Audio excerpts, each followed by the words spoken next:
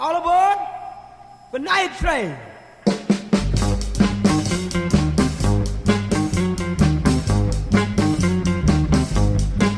Miami, Florida. Oh, yeah, Miami, Florida, also Las Vegas, Nevada, Wyoming, and wherever you happen to be at.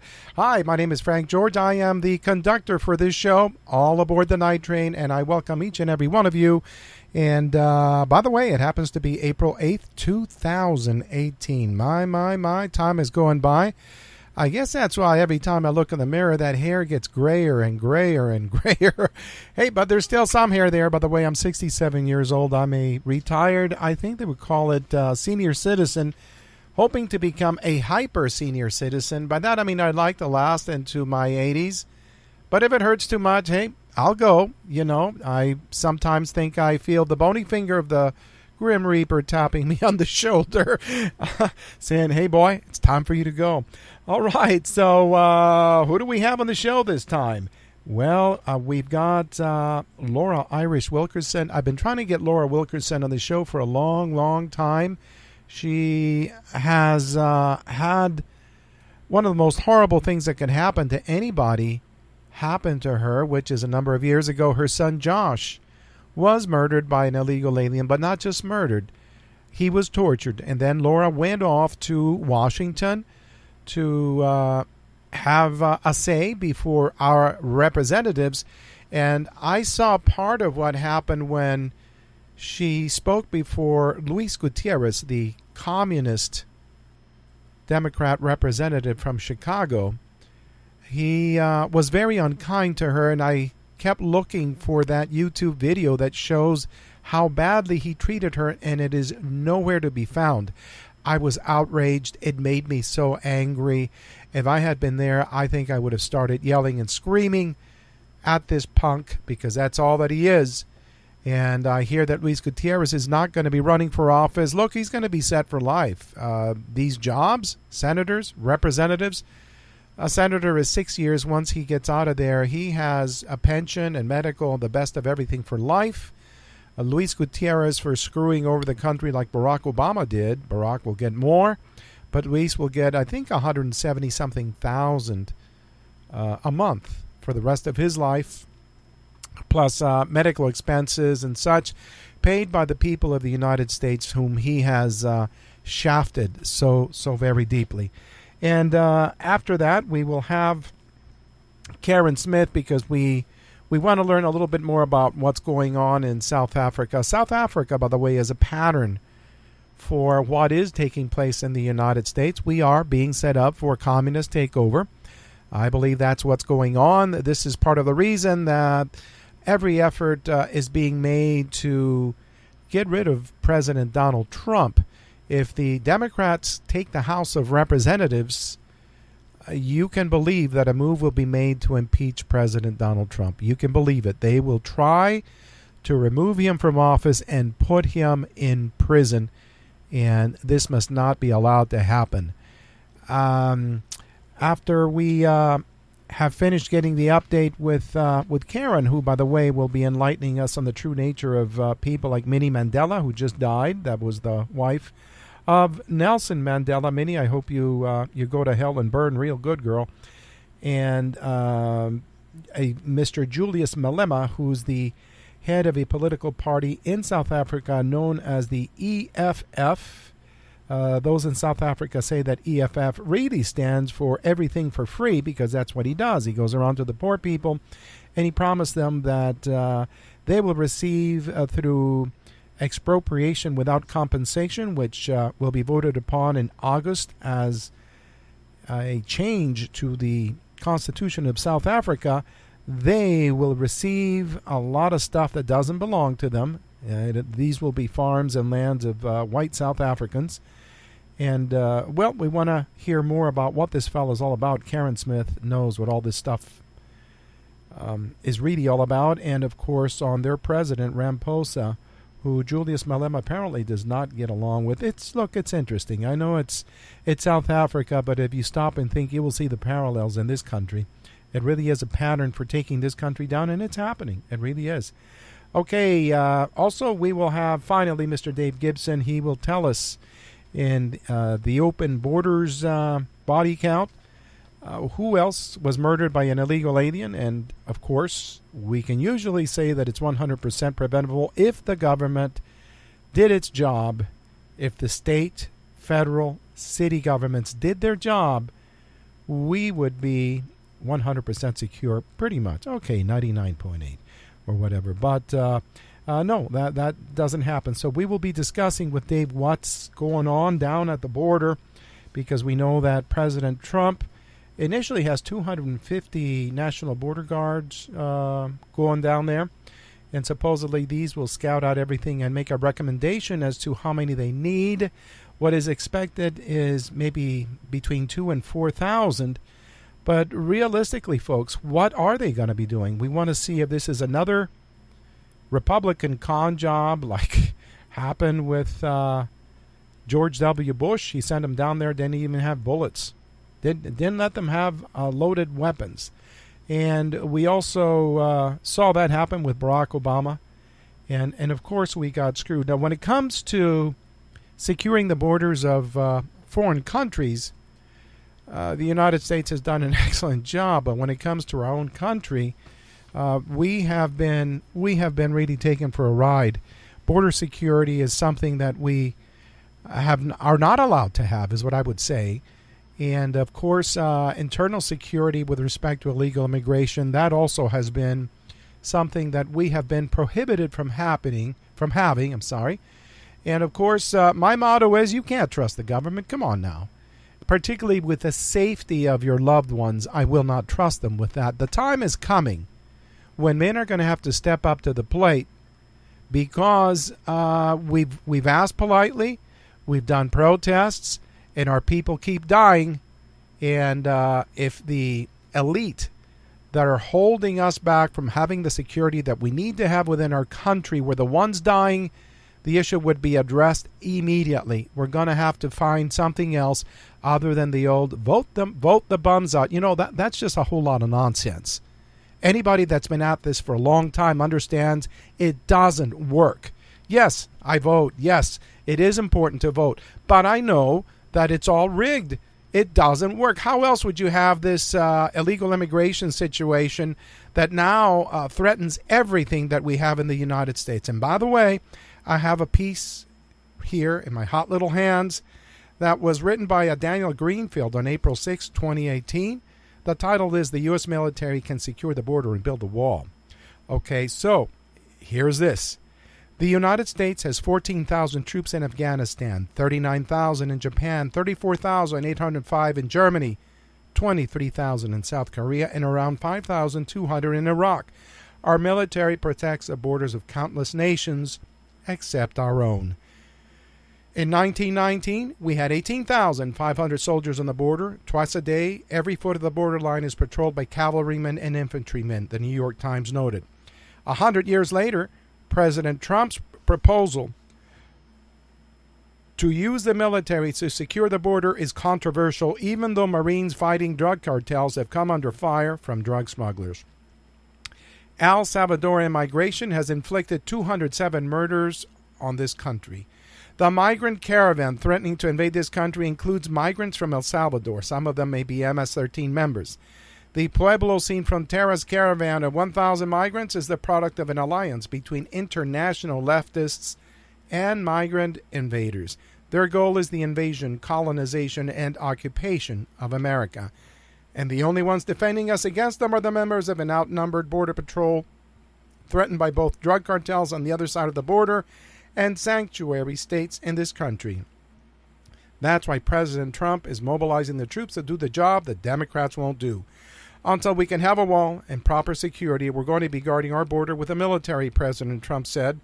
Some of the same politicians who oppose withdrawing our forces from Syria also oppose sending troops to secure the border, but which should be a higher priority. If an enemy army were invading South Korea, our soldiers would swing into action. But the United States has already been invaded. The invaders have occupied and seized control of state governments, including California, while declaring that their rebel cities will defy federal immigration law. They mean to do the same thing to the entire country. Their dream is the end of America. From fighting Indian raids to the banditry of Pancho Villa, the military has always secured the border against invasions out of Mexico. The military was our defense against the plan of San Diego, terror waged by Mexican racists who vowed to seize control of Texas, New Mexico, Arizona, California, and Colorado, liberate the proletariat, and execute all North American over 16 years of age. And yes, the military can even build the wall. Joint Task Force North's military engineers have already built 62 miles of road and border fence construction. There's no reason why its anti-terrorist and drug smuggling prevention mission can't be expanded to include securing the border with a wall and other impassable physical barriers. Presidents have taken action against urgent illegal migrant threats before. Let me just tell you that Dwight Eisenhower, a good president, great president, people loved him. I like, right? Donald Trump said during a primary debate, moved 1.5 million illegal immigrants out of this country. Moved them just beyond the border. They came back. Moved them again beyond the border. They came back. Didn't like it. Moved them way south. They never came back. Operation Wetback was fantastically effective in cleaning illegal aliens out of California and Texas under General Joseph Swing, who had done everything from hunting Pancho Villa in Mexico to going up against the Japanese in the Philippines. The INS caught, detained, and deported over 1 million illegals. Wetback had been based on the Operation Cloudburst plan, which would have used a presidential proclamation to authorize the use of military force if the army had not been tied down in Korea. Some commentators have claimed that the Posse Comitatus Act would prevent the use of any military forces other than the National Guard on the border, but securing the border against foreign invaders, as opposed to domestic law enforcement directed against citizens, has always been a military matter. Furthermore, the military is already authorized to operate in areas where drug smuggling occurs. Stopping illegal migrants does not subject citizens to the exercise of military power. If the military does not supplement ICE, but directly secures the border, there would be no Posse Comitatus issue. But the law also permits the use of military force to prevent disruption of federal functions. Sanctuary states like California have disrupted the functioning of immigration law and have even passed laws prohibiting citizens from cooperating with federal authorities. 10 U.S.C. 332 authorizes use of the militia and armed forces to enforce federal law when unlawful obstructions or rebellion against the authority of the United States renders ordinary enforcement means unworkable. The unlawful obstruction of immigration law by sanctuary cities and states has made ordinary enforcement unworkable. The rebellion against the authority of the United States must end. 10 U.S.C. 333 further authorizes use of the militia and armed forces when domestic violence or conspiracy hinders execution of state or federal law, and a state cannot or will not protect the constitutional rights of the citizens. That's the current state of affairs in California and elsewhere. Californians are being robbed, raped, and murdered by illegal aliens because their government not only refuses to protect their constitutional rights, but criminalizes cooperation with immigration authorities. Deploying the National Guard would be a helpful start, but hopefully it won't end there.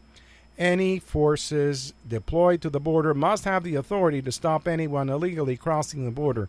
Either that or they must be a part of a wall construction effort. Obama and Bush had already deployed the National Guard as a show of force. But a show of force by forces unable to do anything is a farce. America can't afford any more border security theater when we need actual border security results. Our cities are being overwhelmed, our borders are on real lines in a map, and the terror is coming home every day. We are losing more of our country. The San Diego Plan envisioned the invasion and capture of Texas, New Mexico, Arizona, California, and Colorado. Over a century later, it's becoming a reality. The military can be used to secure the border as it has been since its existence. All we need is the will. President Trump is right to call for using the military to guard the border. He's right to contemplate using the military to build the wall. It's been done before, and it can be done again. The residents of terrorized border towns, the angel dads and moms of Americans murdered by illegal aliens, the sheriffs and other law enforcement officers, and the struggling ICE agents are waiting for military backup. Our soldiers have been deployed to defend many countries. Now it's time for them to defend our own. Okay, this was an article by Mr. Daniel Greenfield. I'm going to see if I can get him on someday. I think that would be very nice. My name is Frank George. You're listening to All Aboard the Night Train. And as is the custom around here, we are going to play a song to lighten things up because, hey, life should also be fun. This is called Wagon Wheel, originally made very, very popular by Mr. Darius Rucker. And following that, we will be reaching out to Laura Wilkerson.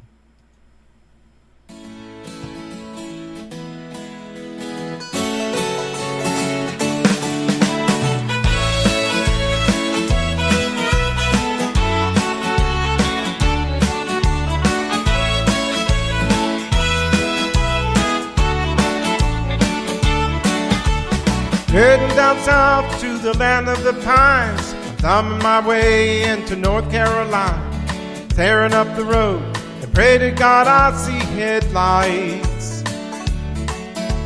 I made it down the coast in 17 hours, picking me a bouquet of dogwood flowers.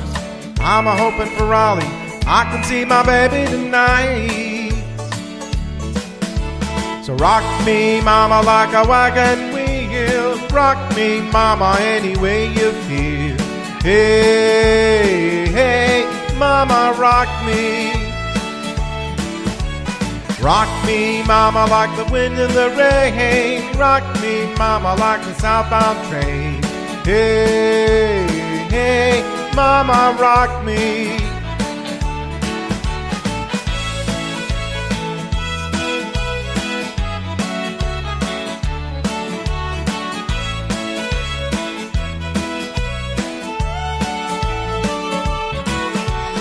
Running from the cold up in New England, was born to be a fiddler and an old-time string band. My baby plays the guitar, I pick up banjo now. Whoa, North Country winters keep a-getting me down. I lost my mind playing poker, so I have to leave town. I ain't turning back to living that old life no more. So rock me, mama, like a wagon wheel. Rock me, mama, any way you feel. Hey, hey, mama, rock me. Rock me, mama, like the wind in the rain. Rock me, mama, like a southbound train. Hey, hey, mama, rock me.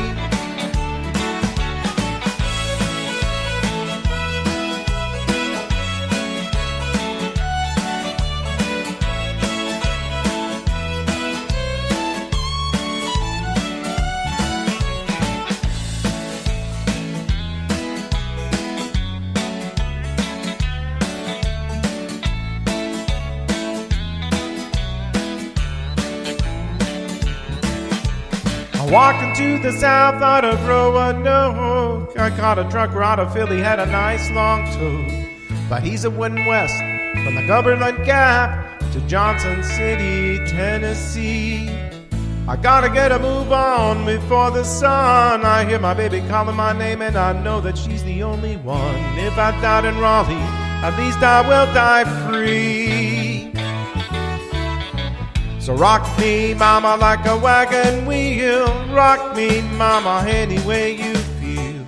Hey, hey, mama, rock me. Oh, rock me, mama, like the wind in the rain. Rock me, mama, like a southbound train. Hey, hey, hey, mama, rock me. So rock me, mama, like a wagon wheel. Rock me, mama, any way you feel. Hey, hey, mama, rock me. Rock me, mama, like the wind in the rain. Rock me, mama, like a southbound train. Hey, hey, mama, rock me. Whoa.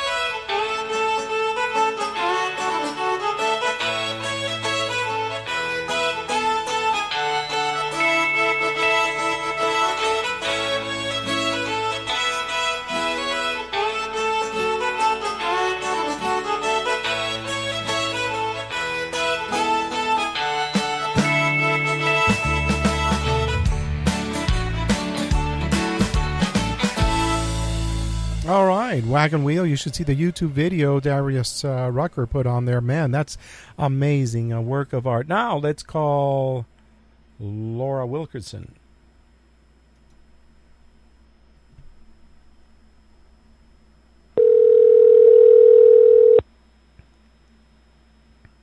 Hello. Good evening, Laura. This is Frank. Welcome to All Aboard the Night Train. How are you, Laura? I'm good. Thank you for having me. Oh, it's an honor to have you here, ma'am. I've tried to get you on here for a long, long time, and finally you answered the call. You're a busy girl, I understand.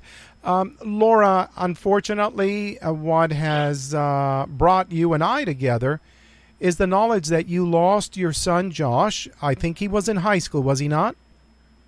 He was. He was a senior in high school. And had he not done a favor for another student who happened to be an illegal alien, this is how he met with his problem?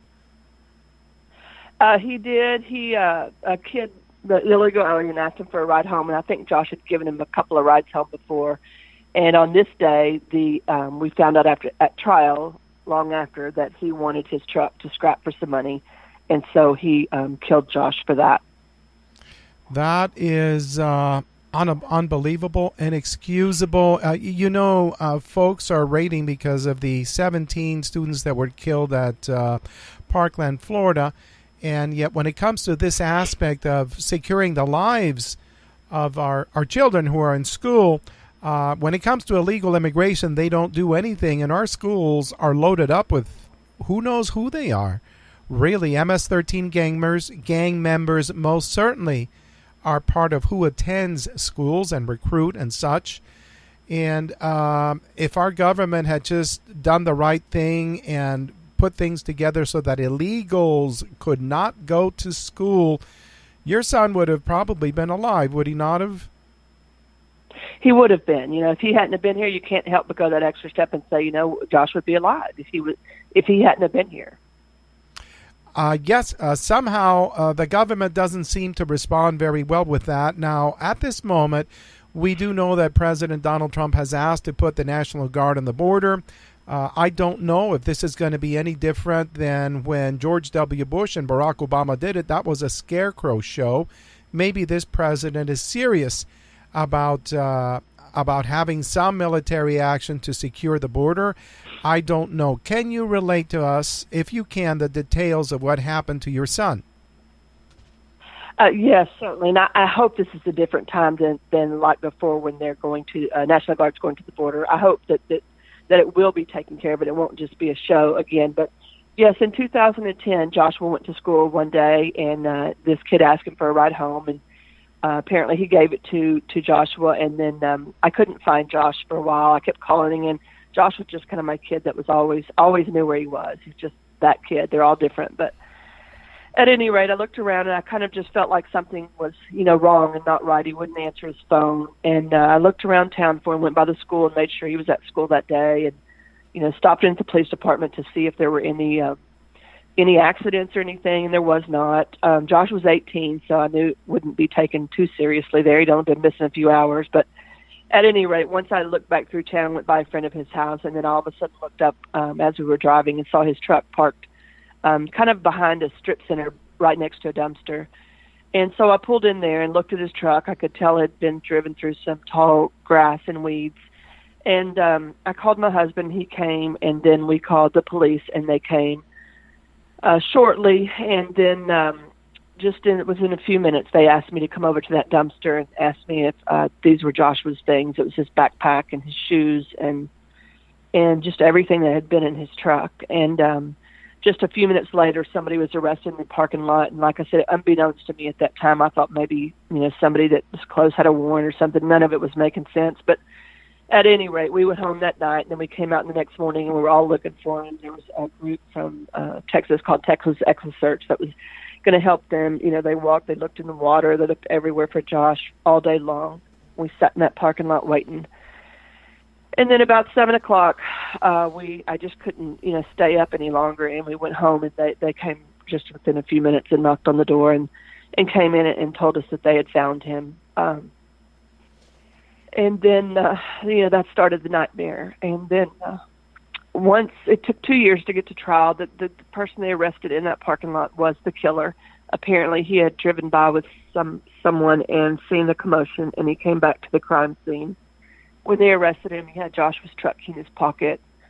And then it was about 2 years before we came to trial, and we just had to listen to him. He got on the stand to testify, and he told us exactly what he did to Josh. He said he hit him in the face first so that Josh couldn't see to fight back. And then he kicked him so hard in the stomach that it sliced Joshua's spleen in two. And then he took a closet rod and beat him in the head with it over and over until that rod broke in 4 pieces. And then he strangled him over and over again, and until he said bloody bubbles stopped finally coming out of Josh's nose. And then he watched him die, and he tied him up like an animal. He stuffed him in the back of Josh's truck, and then he went and bought $2 worth of gasoline, and he put him in a field and set him on fire. This is horrible. It's not the first time that I've heard a description of what happened to your son, but the first time that I hear it from his mother. And believe me, my heart breaks. Why? I mean, this. What is this guy's name? His name is Hermilo Morales. Okay. And he was here from Belize. He was here from Belize. Where is he now? He is in the prison in Texas, and he could have gotten anywhere between 5 years and 99 years, and he got 99, which means he'll be up for parole. He has to do 30 years before he comes up parole, and so we're down at about 23 years now until he'll come up for parole the first time. 23 years. Why isn't he dead? I don't know why the DA didn't charge that, if it was because it was his age or he hadn't been convicted of anything before. I'm not sure why she chose that. He had been charged with a crime of stalking a girlfriend, and he was about to have to face that charge in the court. And so I don't know if he wanted Joshua's truck to scrap for money to flee that or to pay for that. I don't know that answer, but I'm assuming that's why she did not charge the death penalty. You had never ever seen this fella before?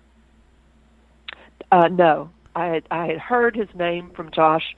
I think one time he said he'd given a kid a ride home, and I asked him who, and he said this kid's name, and that was the only thing I knew about him.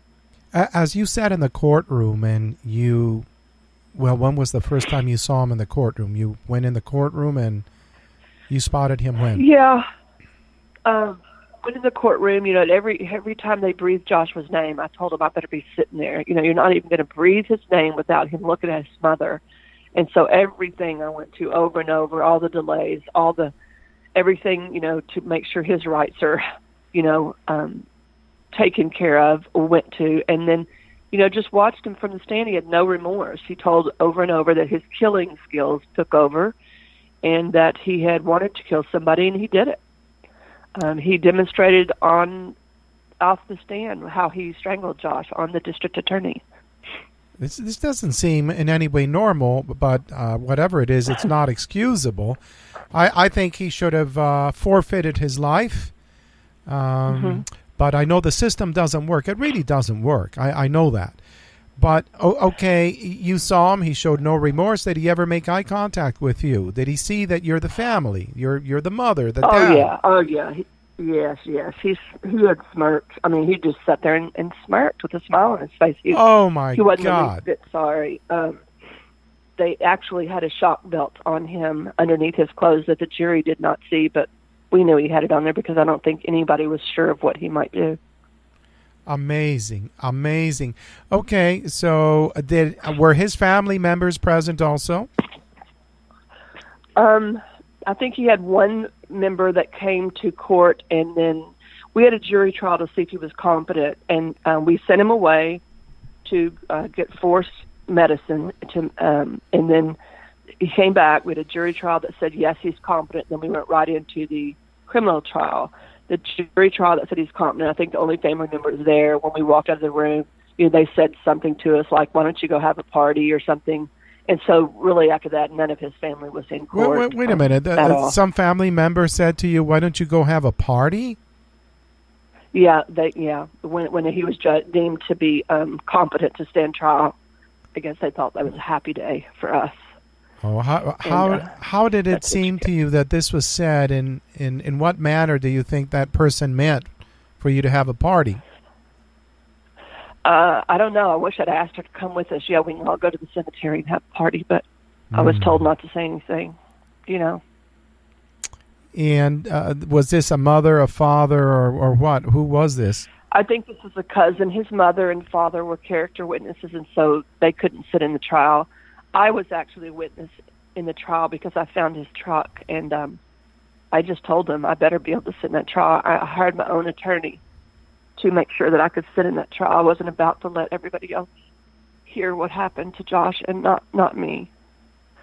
So I hired an attorney to make sure that I could sit in that trial, and his defense attorney agreed that it was okay, so I was able to sit there.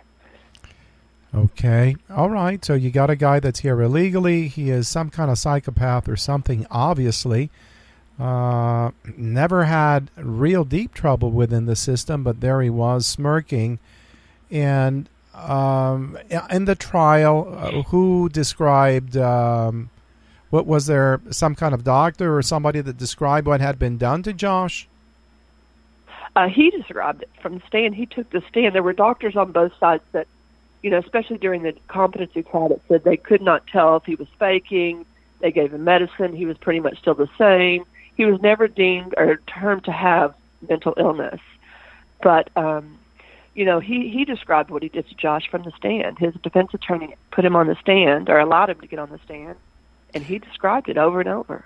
None of his family members, and including himself, said to you, "We are so sorry." Oh, no. No. Unbelievable. Was there anybody from the federal government, from ICE, or any such entity present? No. Nothing. There was an ICE hold on him, an immigration hold, because we could look up what was going on with the case and see that there was, but that fell off before his trial. His parents could have gone and bailed him out. I don't know if they knew this or they didn't know it. When he was first in trouble, they went and hired a top dollar attorney. Even though they have no money and no job, somehow they managed to hire a top-notch attorney. The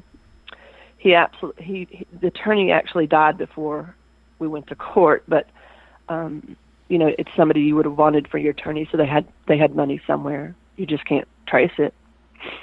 If Josh had done that to him in 10 minutes, you'd have known where I lived, where my father worked, why we moved here, everything about me. But you can find nothing about them. Okay, after the trial. I need some clarification. Was there an ICE hold on him before he committed the crime, or was it after? After he was charged with the crime, they instituted an ICE hold on him. But it actually went away.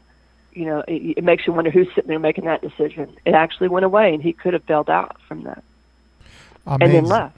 Amazing. Now, I know you were rattled and probably not in the fullness of your senses, but did you inquire of the school why they allow illegal aliens to attend and such? And I know the answer, but did you look into that? No, I didn't, because I know the answer too. It makes sense you want kids educated, but he shouldn't have been here in the first place. And then when you get to the point where you start to realize how much money is taken away and how much taxpayer dollars we're spending on supporting another country, basically, I didn't know about it before it landed in my lap. And I think that's the whole point of getting our stories out, is to make people understand, look, this can land in your lap tomorrow. And just out of nowhere. We were an average family, hardworking, blue-collar, go to church, just give everything you can to your kids kind of family. And it just blew apart in one day because of this kid. This probably seemed to you like an impossibility, like this was, the odds astronomical, like a meteorite landing on the top of your house or something. That weird, that strange, I suspect. It's exactly what it felt like. You, of all you never people. even imagined. Of all people. Yeah, you never imagine the word murder that No, would be you can't. But associated to your family. I do believe, Laura, since yourself and many of the others have stepped forward, you got Rosenberg, Don Rosenberg, I believe is his name, Agnes Gibney, Sabine Durden. So many of you have come forward. You have lost your children. You have lost your loved ones to the actions of an illegal alien. And, nothing. That's nothing of note has really happened. Even now, with the president sending the 250 National Guardsmen to the border, and they're going to determine how many they need. And I'm still trying to find out if this is another con job. Look, I don't care who the president is. I want results. That's all I'm looking at. It's not a popularity contest for me. I voted for Donald Trump because he said the things that seemed to me rational, that were needed in order to get this country straightened around. And so I want real results, but I haven't seen him approach the police, which he has no control over, but he can have a dialogue with them, telling them, if you find an illegal, give us a call. We'll come. We'll pick him up right away. And if you have legal problems, the Department of Justice attorneys will be there to help you. But we need you to get these people. I've seen not much happening in terms of going into a school and checking rosters, seeing who's there illegally, and hauling them off. Certainly your case speaks to the need to do that, right? Exactly. And then again, they say, until they really commit a crime. Well, what if that one crime they commit is the death of your kid? I mean, you'll think about it so much differently. In fact, you spoke about Don Rosenberg. His son, Drew, and my son, Josh, died exactly the same day. Oh, my God. It happens exactly the same day.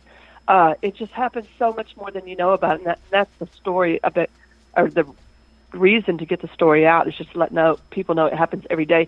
It's time for results. I don't care who the president either. I'm like you. I want results. We were promised by President Trump face to face, we will build the wall. Your kids did not die in vain.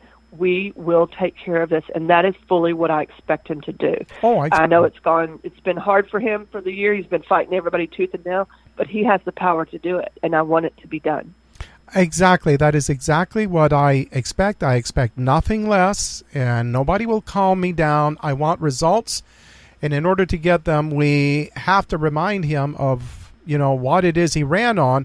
And yes, I know he's under a lot of pressure from the Democrats or the Marxist Democrat Party, and even many Republicans who would like to be rid of him so they can continue going on as they have.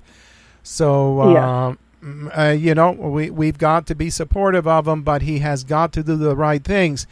When you were in trial, was the media present? Did they report upon this? The local media did. I really don't remember that they were there until the last day. They may have been there some during the trial, but, it's the normal questions. How do you feel? I don't know what they expect you to answer to that. Yes. Certainly not happy. Certainly not happy. Did anybody reach out to you afterwards or even during the trial? Did people come forward? Did they knock on your door? Did they call you? Did anybody come and comfort you? Yes. When we were looking for Josh that second day that he was missing, I mean, I've lived in this town since I was in the third grade, so for a very long time. And the whole community came out that day and searched for Joshua, and I couldn't have been more comforted by that. It's kind of something I feel like I could never repay this city, because everyone, they got off work on it, they came out, they brought food, they brought water, they brought comfort. The police were, when you say court never works, out of all of the moms and stuff that you mentioned, had the best court case, because it did land with him in prison for at least 30 years. And so many of them didn't have that luck in the courts. For that, I am grateful for. But yes, the city just opened their arms to us, and we couldn't have done it without them. Were there any actions at the city council level where people may have gone to speak about this tragedy, a preventable tragedy, I might add? And were there any actions with respect to school officials in terms of... No, nothing. Nothing about school.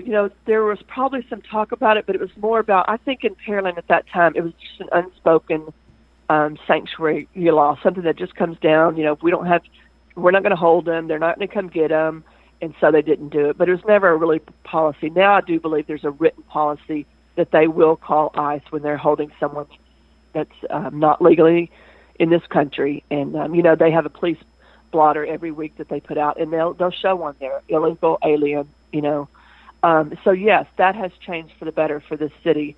But, we're outside of Houston, and it's really hard because the suburbs, tend to follow the big cities. And so, like you say, until there's enough people at ICE to come and pick them up, then there's too much they can do with that law that they have to let them go.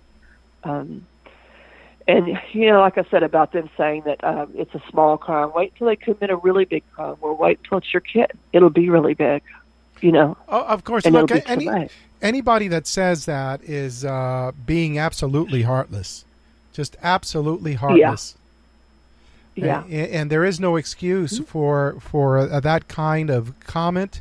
It is heartless. It is just a very blunt screw you. We have what we want, and too bad for you. We're going to keep on doing the same thing, and it's inconceivable. Now, this happened to you during the time of George W. Bush as being the president of the United States. Oh, gosh, I don't even remember. It was 2010. 2010 is when it happened. I don't even remember who was at that point. I can't remember who was president then. I'm at a loss. It 10 years ago, so it had to be Obama. I mean, you think it was so? Obama, I believe. Yes, it might have been right before an election, but it probably was Obama. Well, Obama did the same thing that George W. did. I expected George W., when I voted for him, it was because of the illegal alien situation, and I thought, yeah, wow, we got a Texan. Well, he really wasn't born in Texas. He's not really a Texan, but he tried to look like one. And I thought, wow, we got a Texan. He's really going to take care of business here. He's going to chase down those illegal aliens. Dear Lord, I heard a radio commentator in Los Angeles, California, say that George W. Bush had torn off the back door of the United States and put it over the Rio Grande so the Mexicans could come in without getting their feet wet. And I had to agree that that's what it was. Come Obama, the same action, really. He kept it flowing. He kept it open. And I kept wondering, what is it? He's pacifying them with things. Come to America. I had a gentleman tell me one time, he said, he worked for the feds, and he said, when we used to pull people over or something, we'd take them down to the federal building. But he said, you need to listen to a Spanish radio station in Mexico. They are saying, come to America, everything is free. And that's exactly why they're here. If I was given the opportunity for a better life with my kids and offered a phone and housing and a help navigating the system, I might take it too. They can't do it anymore. There's nothing to help victims like ourselves. And there's so many things that were in place from Obama with money funded to help illegal aliens navigate this country. Well, I didn't see any one of the political parties step up to the plate and say, Mr. President, you can't do this, whether it's George W. Bush or Obama. The Republican Party did nothing. The Democratic Party did nothing. And, they have their governing structure, and they didn't say beans about this. It just kept rolling. It still happens the same day. Laura, I look at all of the different kinds of organizations in the United States, and I haven't really seen any that step up as Americans for the safety of the American people. Like I said, the Republican Party, they don't say anything about it. They keep doing a rah, rah, rah, hoorah, rah for George W. And the Democratic Party did the same thing for Obama, and people were getting killed left and right. Rapes were happening left and right. And what the Republican Party was pushing was President Bush kept us safe. That was their whole line of bull. That was their whole line. He kept us safe. And I thought to myself, really, the southern border is open and he kept us safe. What fool would believe that? Then we got Barack Obama, who had given speeches about how terrible illegal immigration was, and he became complicit in this decades-long criminal act against the American people by government officials. Yes, he just did quietly what he wanted to, and the media didn't report it, or if they did, it was a blip somewhere that you didn't hear. He quietly did what he wanted to do, and I guess we let him get away with it. Well, a lot of people stepped up, and I personally held a rally, believe it or not, not far away from where George W. had his home out there in Texas. I financed it. I invited a whole bunch of people. We had like 3 tornadoes the night before. And naturally, we had about 400 or 500 in attendance, and it was a good rally. I got phoned by the Secret Service. I told him, tell the president I would like for him to show up and speak and explain himself to us. We had a few television stations show up. It doesn't matter. Whatever it is that we did, no matter how many of us died, it doesn't matter to them. It does not. I went to Washington to lobby, and I understood I was wasting my time. My thought, Laura, was that if we placed all the victims who had been murdered side by side in caskets in front of the different government buildings, there would be so many of them, and they still would not care. That's the impression I walked away with. Now you went. You're exactly right. I've been in and out of those offices many times, and I'm telling you what, I would show my son's picture and tell them the story, and they're heartbroken, but you got to get out of here. It's as simple as that. You pass one of the lobbies that's wearing a $10,000 suit, walking in and open arms. It's all about money. I mean, we know it is, but to see it happen it's just something incredible. I mean, it's unbelievable. It is unbelievable. That's the one thing I liked about Mr. Trump. At least he heard me. He heard us, all of our moms and dads, say this happened to us. He was the only one that would acknowledge it. No other president, to my knowledge, would acknowledge it, that it even happened, by somebody who shouldn't have been in this country. And so that really is what started me on Mr. Trump, is because he at least acknowledged it. We felt like somebody heard us, and he did hear us, and he promised us many things. It is time to get it done. It's like now the caravan coming through, they're threatening us. We're coming there, and there's nothing you can do about it. It's time to do something about it. Yeah, stop them. That's a natural thing. I went out to the southern border when they first announced the first Minuteman rally at the border in Arizona. There at the Mexican border. I was driving with my wife to attend that event, and I was listening to the news, and George W. Bush came out over radio, and he said, "We don't need these vigilantes." That's what he said. We all heard it. We were appalled. We felt like our heart had been torn out. And when we arrived at our location, it was Tom Tancredo that was there, and he brought our spirits up, and that was fantastic. Yeah. But to hear the President of the United States say that we were not needed, that we were vigilantes was disgusting. I've tried to find the sound file, and it's disappeared, just like your encounter with Luis Gutierrez in Congress disappeared. Tell us about you speaking before Congress and seeing that... I will try and control my language, but I am so disgusted by that Puerto Rican piece of crap. Tell us what happened. Well, he was always that way. I don't remember the specific time that he said something about me. If he did, I just didn't know about it. But I've seen him tear up people. He absolutely, with like a vicious dog will tear into somebody. I saw him do it to Jessica Vaughn, which from the Center for Immigration Studies, and it was so vile. We walked out of the room and then walked back in. But he's nothing for Americans, absolutely nothing. I mean, you can see just the slightest touch to him how he goes off, and he can't hide it for a second. That's all he's just not for Americans. Yet up there, nobody says anything to him. Nothing is said of him, to him, nothing. He's just allowed to do what he did. And it's like the entirety of the United States government is completely fractured, broken. And I know that word is used too much. They talk about a broken immigration system. They don't enforce the laws. That's why. That's not a dang mystery. Yeah. It's hard enough to get, even after something happens to you in your life, like your kid getting, brutally murdered.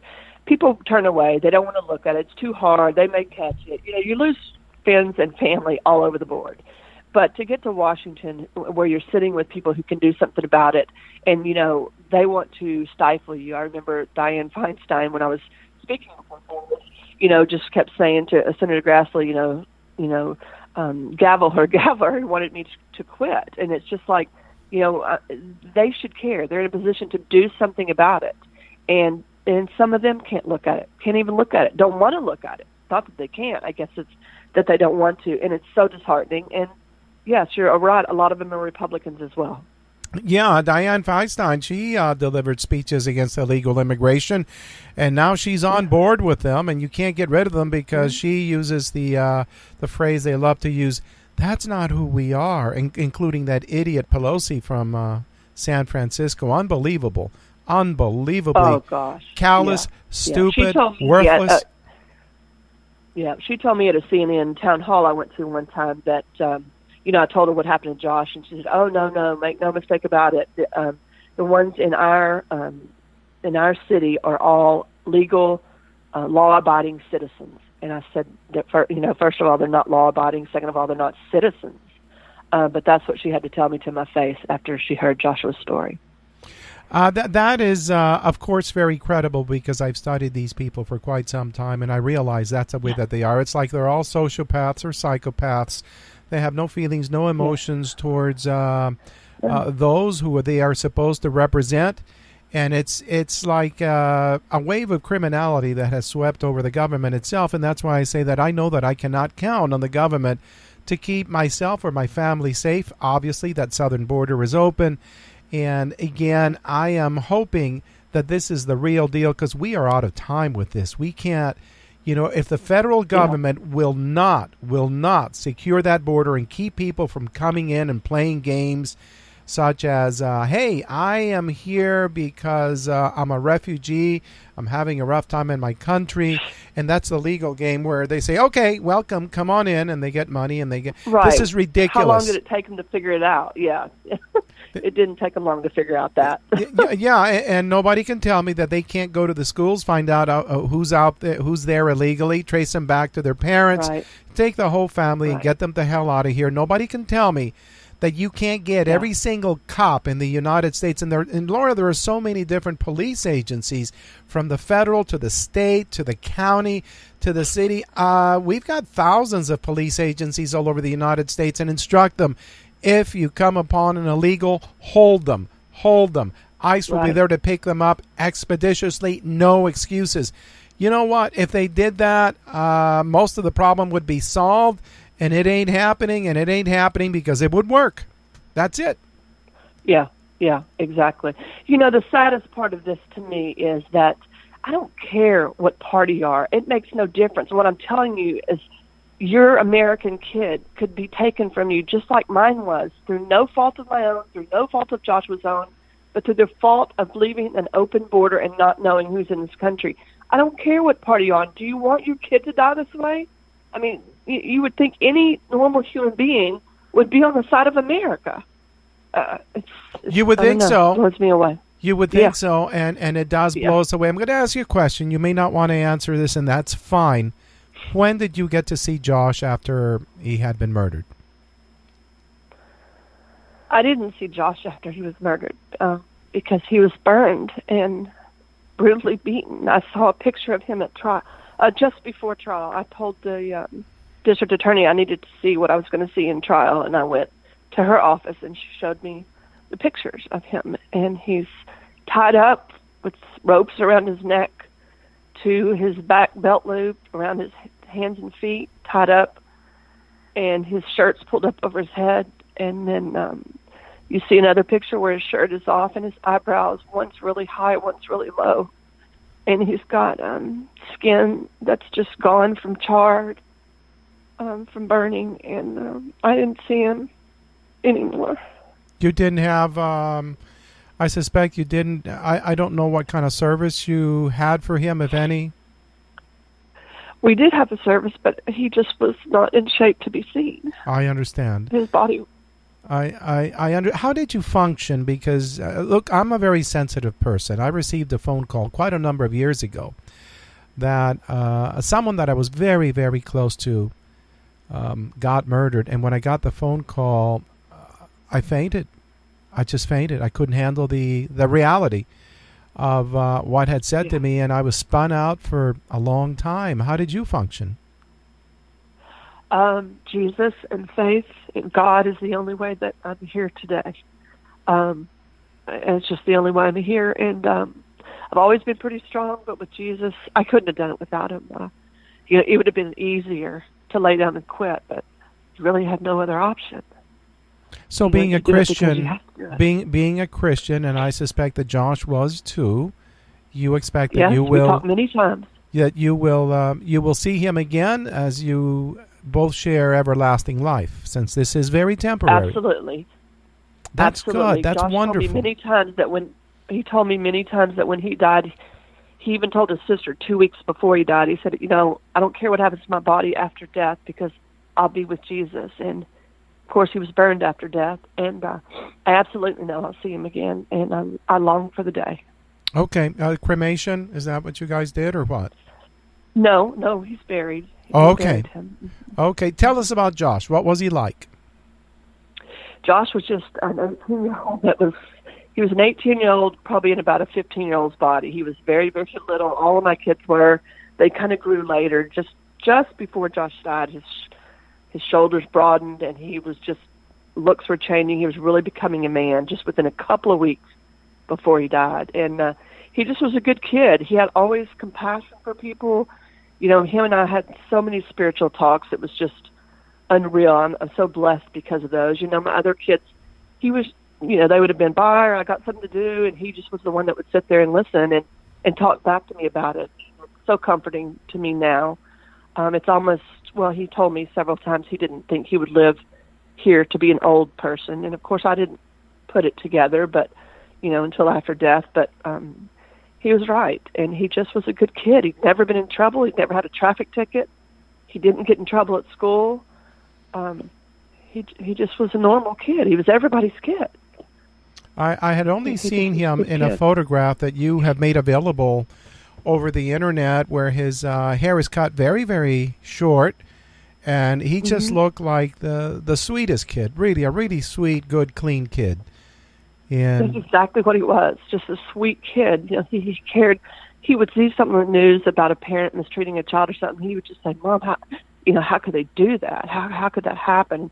He really had a lot of compassion, and he was just a good kid. He just was. I didn't even see that picture of him until after he died because he had taken it for his school ID, and I just hadn't seen it. Josh really didn't like to take a lot of pictures, and I'd gotten on him a little bit for the last year or two because he'd tell me after the fact they took pictures.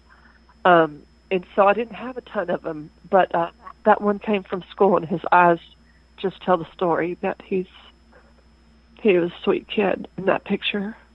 It's so very so I'm sad. grateful to have it. His was an act of compassion, as most Christians would be compassionate with their brethren, and he was repaid with torture and violence of an unimaginable type. Evil. Yeah. Yes, absolute evil. And what you described of his murderer, it seems like this person was spiritually a very, very dark human being. To be smirking, to be describing, almost proud of it, almost seems like in the courtroom the things that he did to Josh. That is incredible. I saw a picture of you with President Donald Trump. When was that taken? We met with him many times, so I'm not sure which one. When let's see, the first time I think I met him was in Dallas at one of the rallies, and then I spoke at several of his rallies before he would get there. I did one in Boca Raton, Florida, and then another one, Palm Beach, I believe. And so I spoke at several of his rallies before he would get there and speak and told my story. And so we've met a bunch of times. He's been very gracious to me. He remembers Joshua's name. He's a smart man. And I do believe he wants to get done exactly what he said. I know he's having trouble, but, I do believe that he will get it done. If he does not in the next, this next up until 8 years, then we start from square one. And he has to get it done. He has to get it done. He promised he would, and I expect him to. Okay, I am very troubled by something that happened with President Donald Trump, which is when he gave his State of the Union address. He did not invite any of you. In fact, I would say that he made sure that none of you attended, and who he had was a family that had never been on stage with him. He didn't have yourself. He didn't have, what's the name of the black gentleman out there in California? Jamil Shaw. He didn't have Jamil Shaw. Jamil Shaw was influential in terms of when Donald Trump said we're only getting rapists and murderers, and I guess some of them are good people. And I saw Jamil Shaw on Fox News say Donald Trump is right, and that gave him a tremendous boost. That's when the doors broke open, I believe. Right. And then the rest of you came on. He had all of you on stage, and America's heart was broken as we listened to your stories. And then now come, State of the Union, and none of you had been invited. What do you make of that? Well, I don't know. Maybe you should, maybe you shouldn't. I always tell people, my thing is not to be invited. It's not about who I've met. It's not about a picture of me and Mr. Trump. My story is always going to be about Josh and furthering that. And it will never be about meeting the president. That was such an honor, and very grateful that he listened and heard and shared our stories. But it just will never be about who I meet or a picture with him. It's going to always be about Josh. So, he had a family there. I don't know who they were. And, I'm sure there are others that would like to share their story as well. So, it just is what it is. I don't know the why behind that. Well, I think it was because you guys would have been very angry because, he also floated giving $1.8 million illegal aliens an amnesty. He actually said that, and I couldn't believe it. What is this? I mean, I went out to bat for him out in Wyoming, wore my little Donald Trump T-shirt. He wasn't at all popular in Wyoming. I had to go and deliver a speech before the Republican Assembly there against representatives for Marco Rubio and Ted Cruz.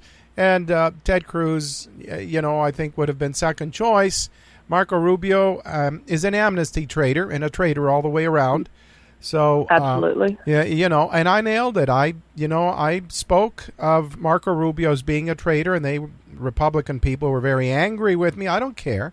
I have to say what the truth is, and then.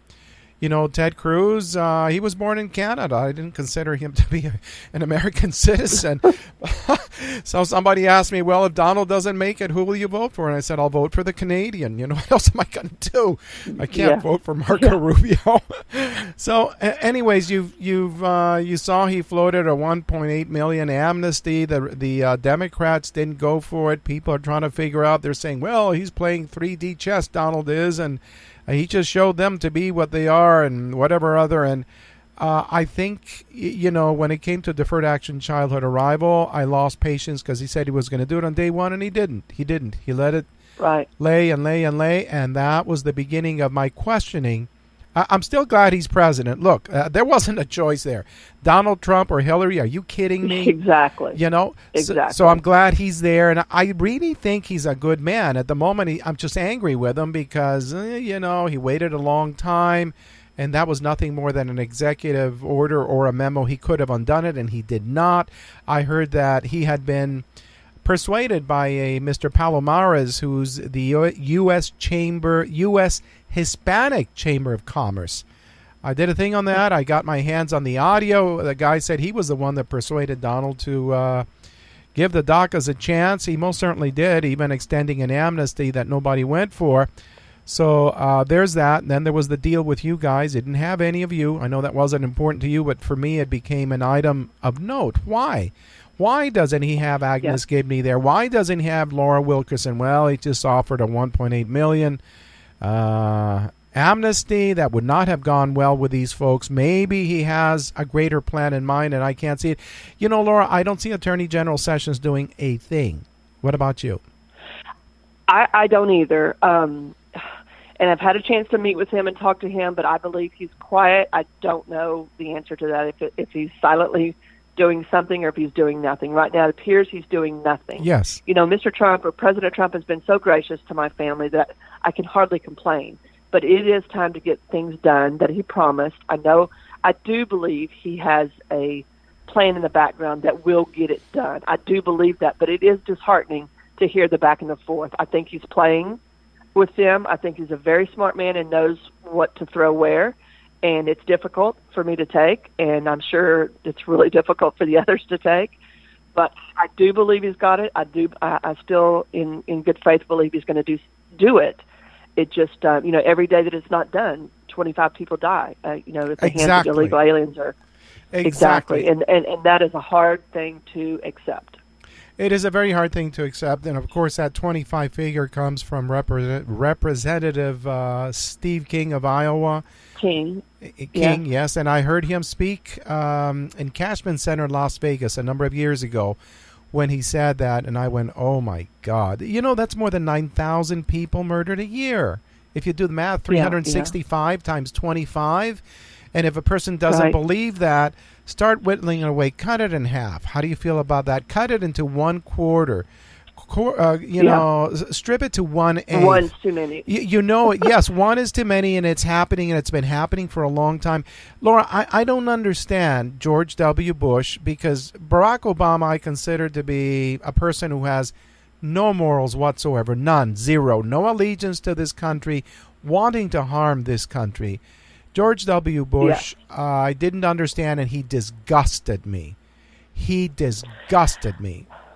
Well, I'll tell you what, I trusted him too, because I felt like as a Christian he was consulting God with his questioning, and I thought for sure that would be a better way than the other way. But I'm very disappointed in some of the things that he did do. Some of the things I think that he did, with a right intention. It didn't turn out right, but it may have been with right intention. But to hear him lately speak about President Trump or any other president, just really lost anything I ever had for him, because I believe you should just go away. When you're not president anymore, you don't judge the others. You need to go away and be quiet, like most of them have done. Obama's the same way. He's around the corner from the White House doing whatever he wants to do with this group of, how many, and it's just trying to, it's fighting against America. It's fighting against America. It is. Sometimes I think this country has seen its final day. Everything is torn up. I know that we have more communists and subversives in government than anyone would care to admit, and that they're all at each other's throats there. It's disheartening to see people like Nancy Pelosi and some of the others that you mentioned, like Feinstein, South Carolina. What's that goofball's name? I forget what his. Oh, I don't know. Lindsey Graham. Lindsey Grahamnesty, as people call him. I look at that. What is wrong with these people? Why are they not pulling for their countrymen? Why are they not wanting to, make greater the chances of the survival of kids and parents and all that here in the United States, because folks are being murdered? I believe it all comes down to money. And someone is funding them for them to agree with their point of view, and it's lining their pockets. Nobody comes away usually from a government job, with $50 million or whatever. Oh, yeah. Pelosi, it just didn't happen before, and it's happened since the Clintons. Bush Hardy had a little bit when he went in there, but it's a government job, and absolutely nobody comes away with that. It's just the favors, and everybody, his husband gets this job from the government when there is such a conflict of interest, and I believe it all boils down to money. Why else would they fight against America, the country they live in? I mean, it doesn't make sense. I believe it all boils down to money. Well, I agree with you, but those are also acts of criminality. They're traitors to the American people and to the American nation. Exactly. Our nation, look at what's happening in California. Have you monitored what's happening with that? Oh, gosh, it just makes you sick to your stomach. I mean, it's sickening. It's absolutely sickening to see him so proud. He reminds me of the kid on the stand that just wasn't a bit remorseful and so proud of what he's done that he's just too stupid not to shout it out. I mean, it's incredible. You're talking about Governor Jerry Brown? Is that who it is? Yes. Yes. And he's got a bunch of Mexicans that are running the place, really. Javier Becerra is the Attorney General. The guy seems stupid as a rock. I'm talking about Becerra, the Mexican that's the Attorney General for California. Moonbeam Brown, he is worthless to anybody that wants to survive. Yeah. He is of no value to America. Anybody. America. Now we're going to see how they respond to the call for, National Guardsmen on the border, because it's been pretty much a voluntary thing. There are two ways that the president can do this. He can actually just order the National Guard onto the border. He can even federalize some of the state National Guards if he wants to. but he has decided not to do that. So it's been a voluntary thing already. We've heard from the governor of Oregon, who's a woman, Democrat. She's not sending anybody down there. And then you got Jerry Brown. He says he's thinking about it. He really has to think about it. He has Kate Steinle on his back, and he's thinking about it. She got murdered there by this illegal alien Mexican who had been there many times, who had convictions for drug possession and sales, I think it was. And Jerry, he's just thinking about it. He wants, okay. 7 felonies that man had. 7 felonies. Now, you and I had 7 felonies. We know where we'd be for a long, long time. Oh, God. What in the hell was he doing out of jail with 7 felonies and coming back into the state or the country for what, the 5th time or the 6th time? Yes. Absolutely absurd. Yes. So Moonbeam can't think is what it is. He may be buying some time, but I don't think he's thinking about anything. He doesn't give a crud about Kate Steinle or Joshua or any other kid. He does not. This country may very well be going into a civil war mode. I don't know what could happen that would actually move heaven and earth and change how government functions here. But I'm telling you something, that men, we have always had a purpose in our lives with respect to our families, and that is to safeguard them. Now, so far, the federal government never allowed the Minutemen to do anything on the border other than to watch. And, of course, that group fell apart, but there are still people that go out to the borders, and all they are allowed to do is watch. They cannot arrest anybody. It's unbelievable. Michelle Malkin does a piece on something called CRTV, and she talked about Mexico's laws and how strict they are, because she was criticizing, there's a Mexican president that lives here in the United States who's always condemning Donald Trump, Vicente Fox. Vicente Fox is always criticizing Donald Trump, and he made some lewd remarks about him. And so Michelle Malkin did a piece called Hypocrite, and she put it on CRTV. It's about a 3-minute thing. Maybe later on I will play it if I have it. I think I do. And their laws are the kinds of laws that we would have. I don't know if you knew this, Laura, but in Mexico, you are authorized to report and arrest an illegal alien if you find one. In the United States, but we can't touch them. Those are the laws that they are hard on. Look at the laws like rape. As far as I know, what I've found out, rape over there, you have to prove the girl was honorable. So it's up to the girl to prove she was honorable. Mm-hmm. The most they can ever get, I believe, if it's not changed in Mexico, is a year for raping whoever, 4, 8, 10, whatever.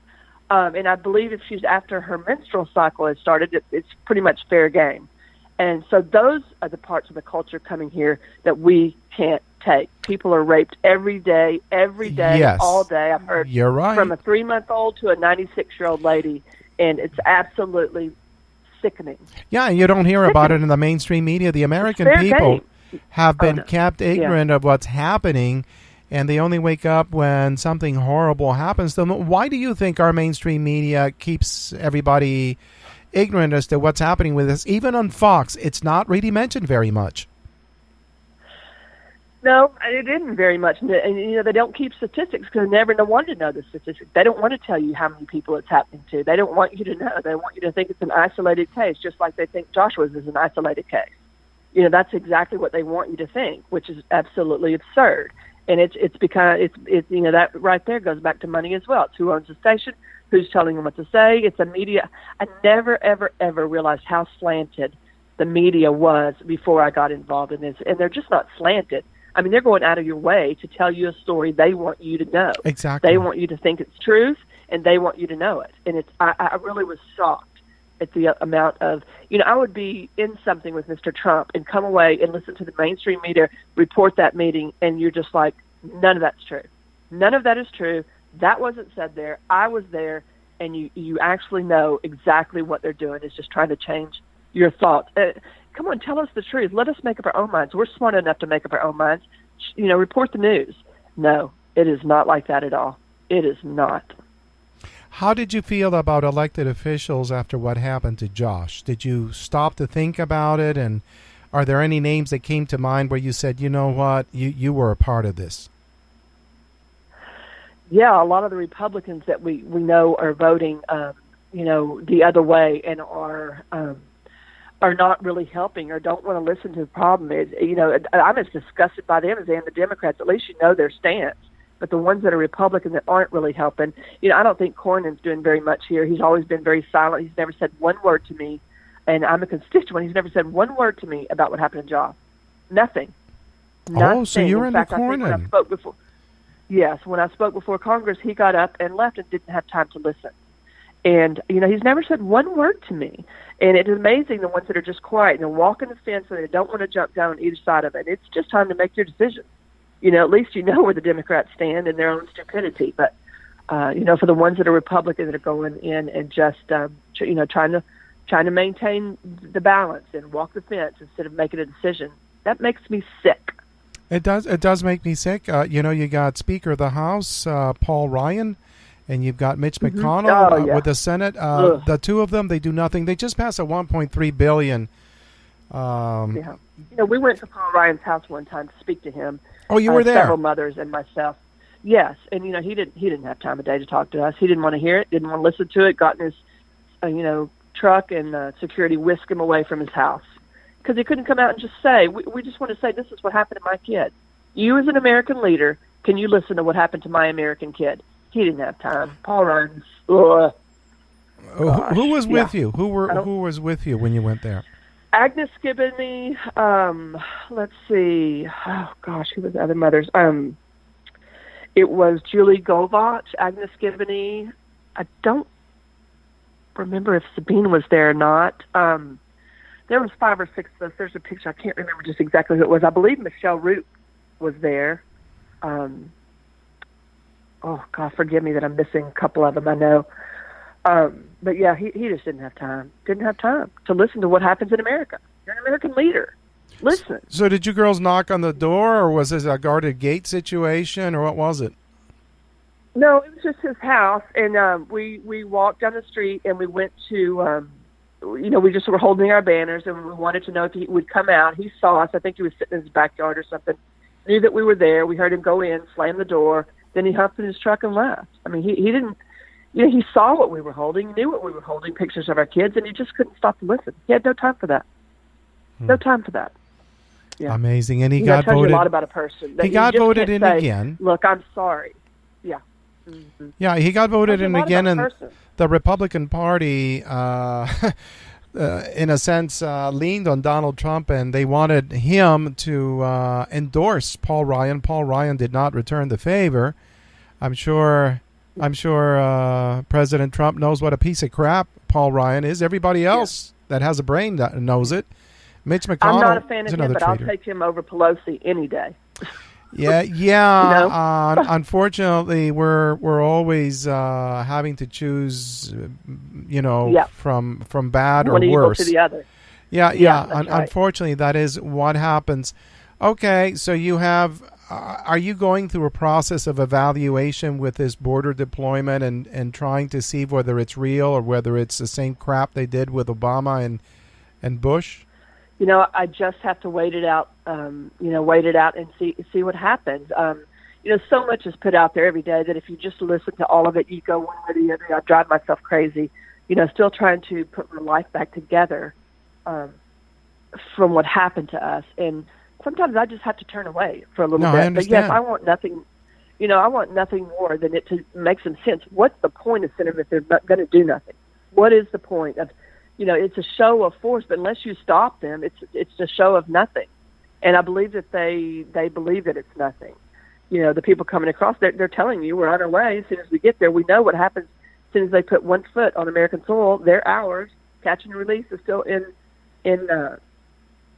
ongoing. And so it's absolutely a nightmare. They'll give them a court date, bust them into the middle of America where they say they have family from and show up at court. They don't show up at court. They don't show up in court. No. And then you're not having people who just want a nicer life anymore. That's over. That should never be said again. 40 years ago, I know people that said they did wander across heaven, work, go home for the day, or they'd come and make a nicer life. I know there are a lot of hard-working people here, but they have to get legal. They have to be here legally.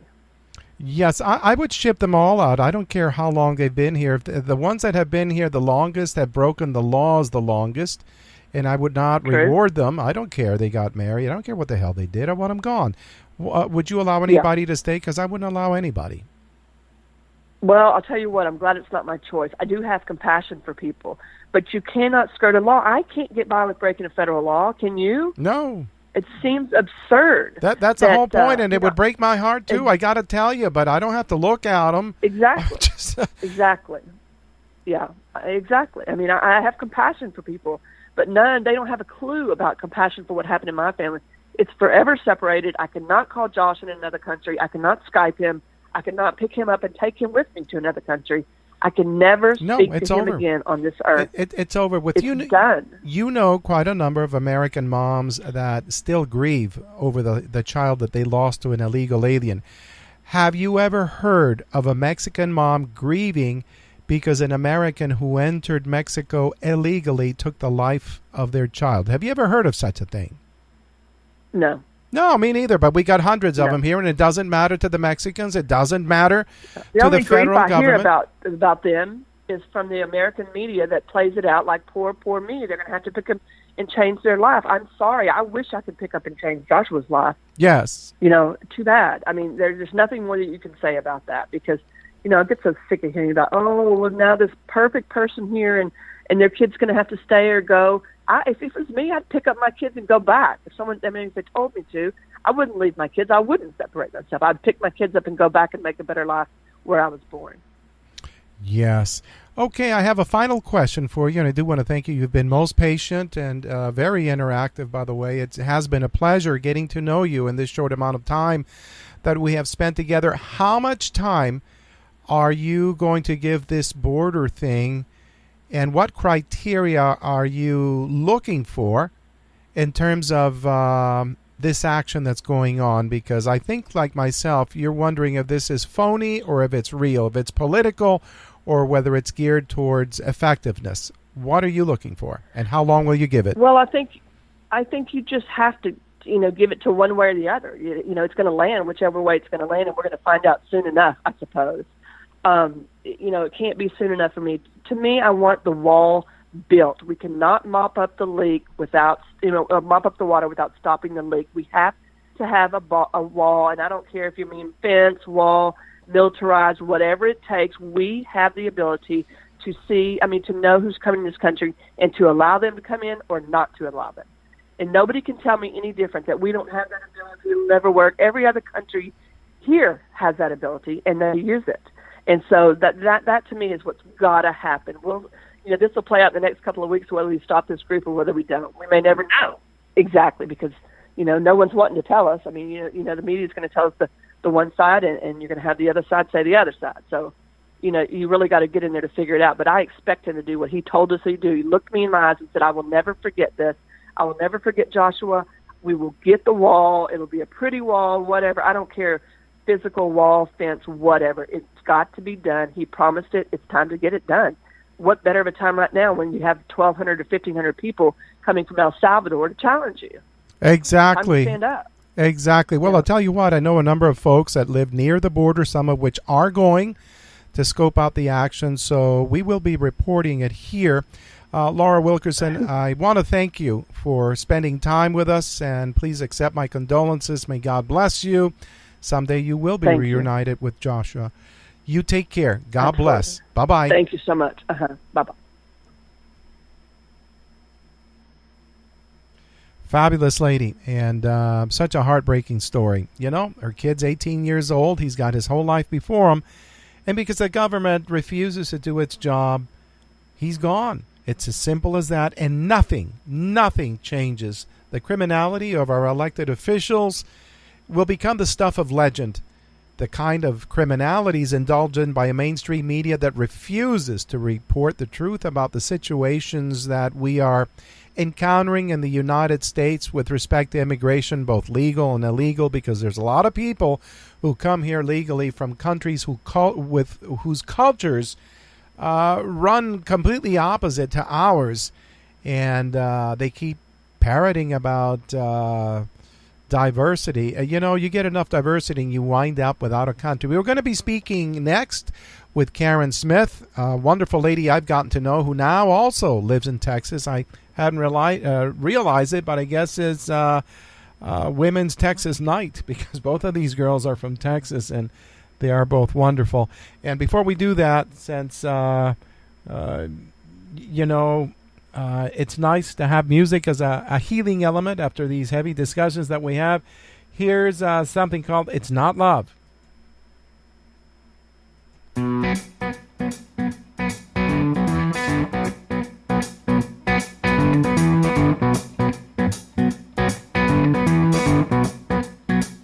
You come around late at night looking for some arms to hug and hold you tight. Well, I've got two of those, strong as they can be. Still don't expect no more than good, clean fun, you see. It's not love, but it's the best I can do. What you get is what you see in plain view. You want honest, here it is, sad but true. It's not love, but it's the best I can do. On such short notice,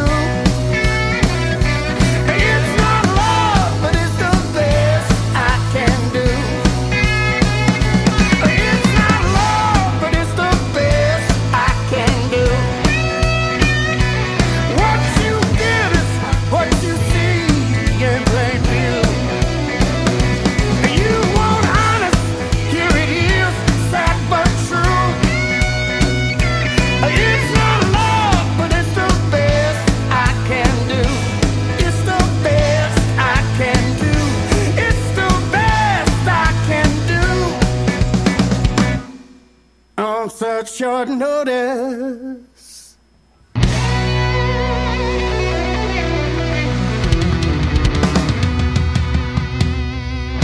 Wow, it's not love. Okay. Hey, by the way, my name is Frank George. I am the host for this show. It's called All Aboard the Night Train, broadcasting from the United States of America, where we have the finest government that money can buy. And believe me, they bought it all. It's all gone. It belongs to somebody, but it doesn't belong to you and me. We're just here for the ride, no matter how you vote. Anyways, but don't give up on voting. We're going to connect with Karin Smith. She will be speaking with us about what's happening in South Africa, and we're going to learn a little bit about Minnie Mandela. You know, Minnie Mandela died just recently, and she was preceded by her husband, Nelson Mandela, quite a number of years ago. And there's a fellow by the name of Julius Malema. You're going to hear the scoop on who and what these people are and what they really are. Anyways, let's try and get Karin. And there we go.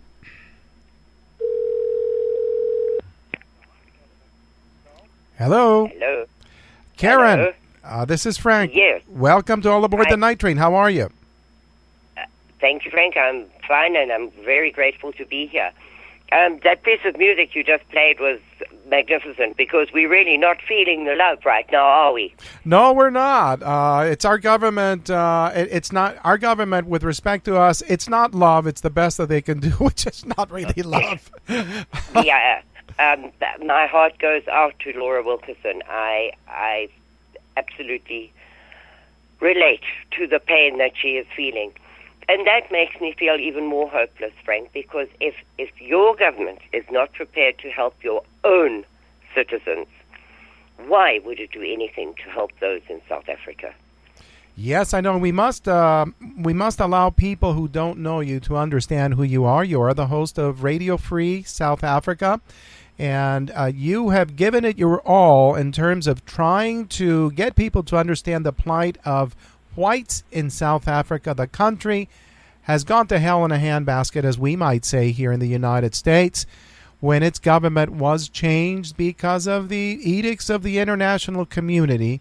And now it is a black-controlled Marxist country, and white genocide is a fact of life. They are trying to do away with the white South Africans who founded the country and ran it. Is that correct?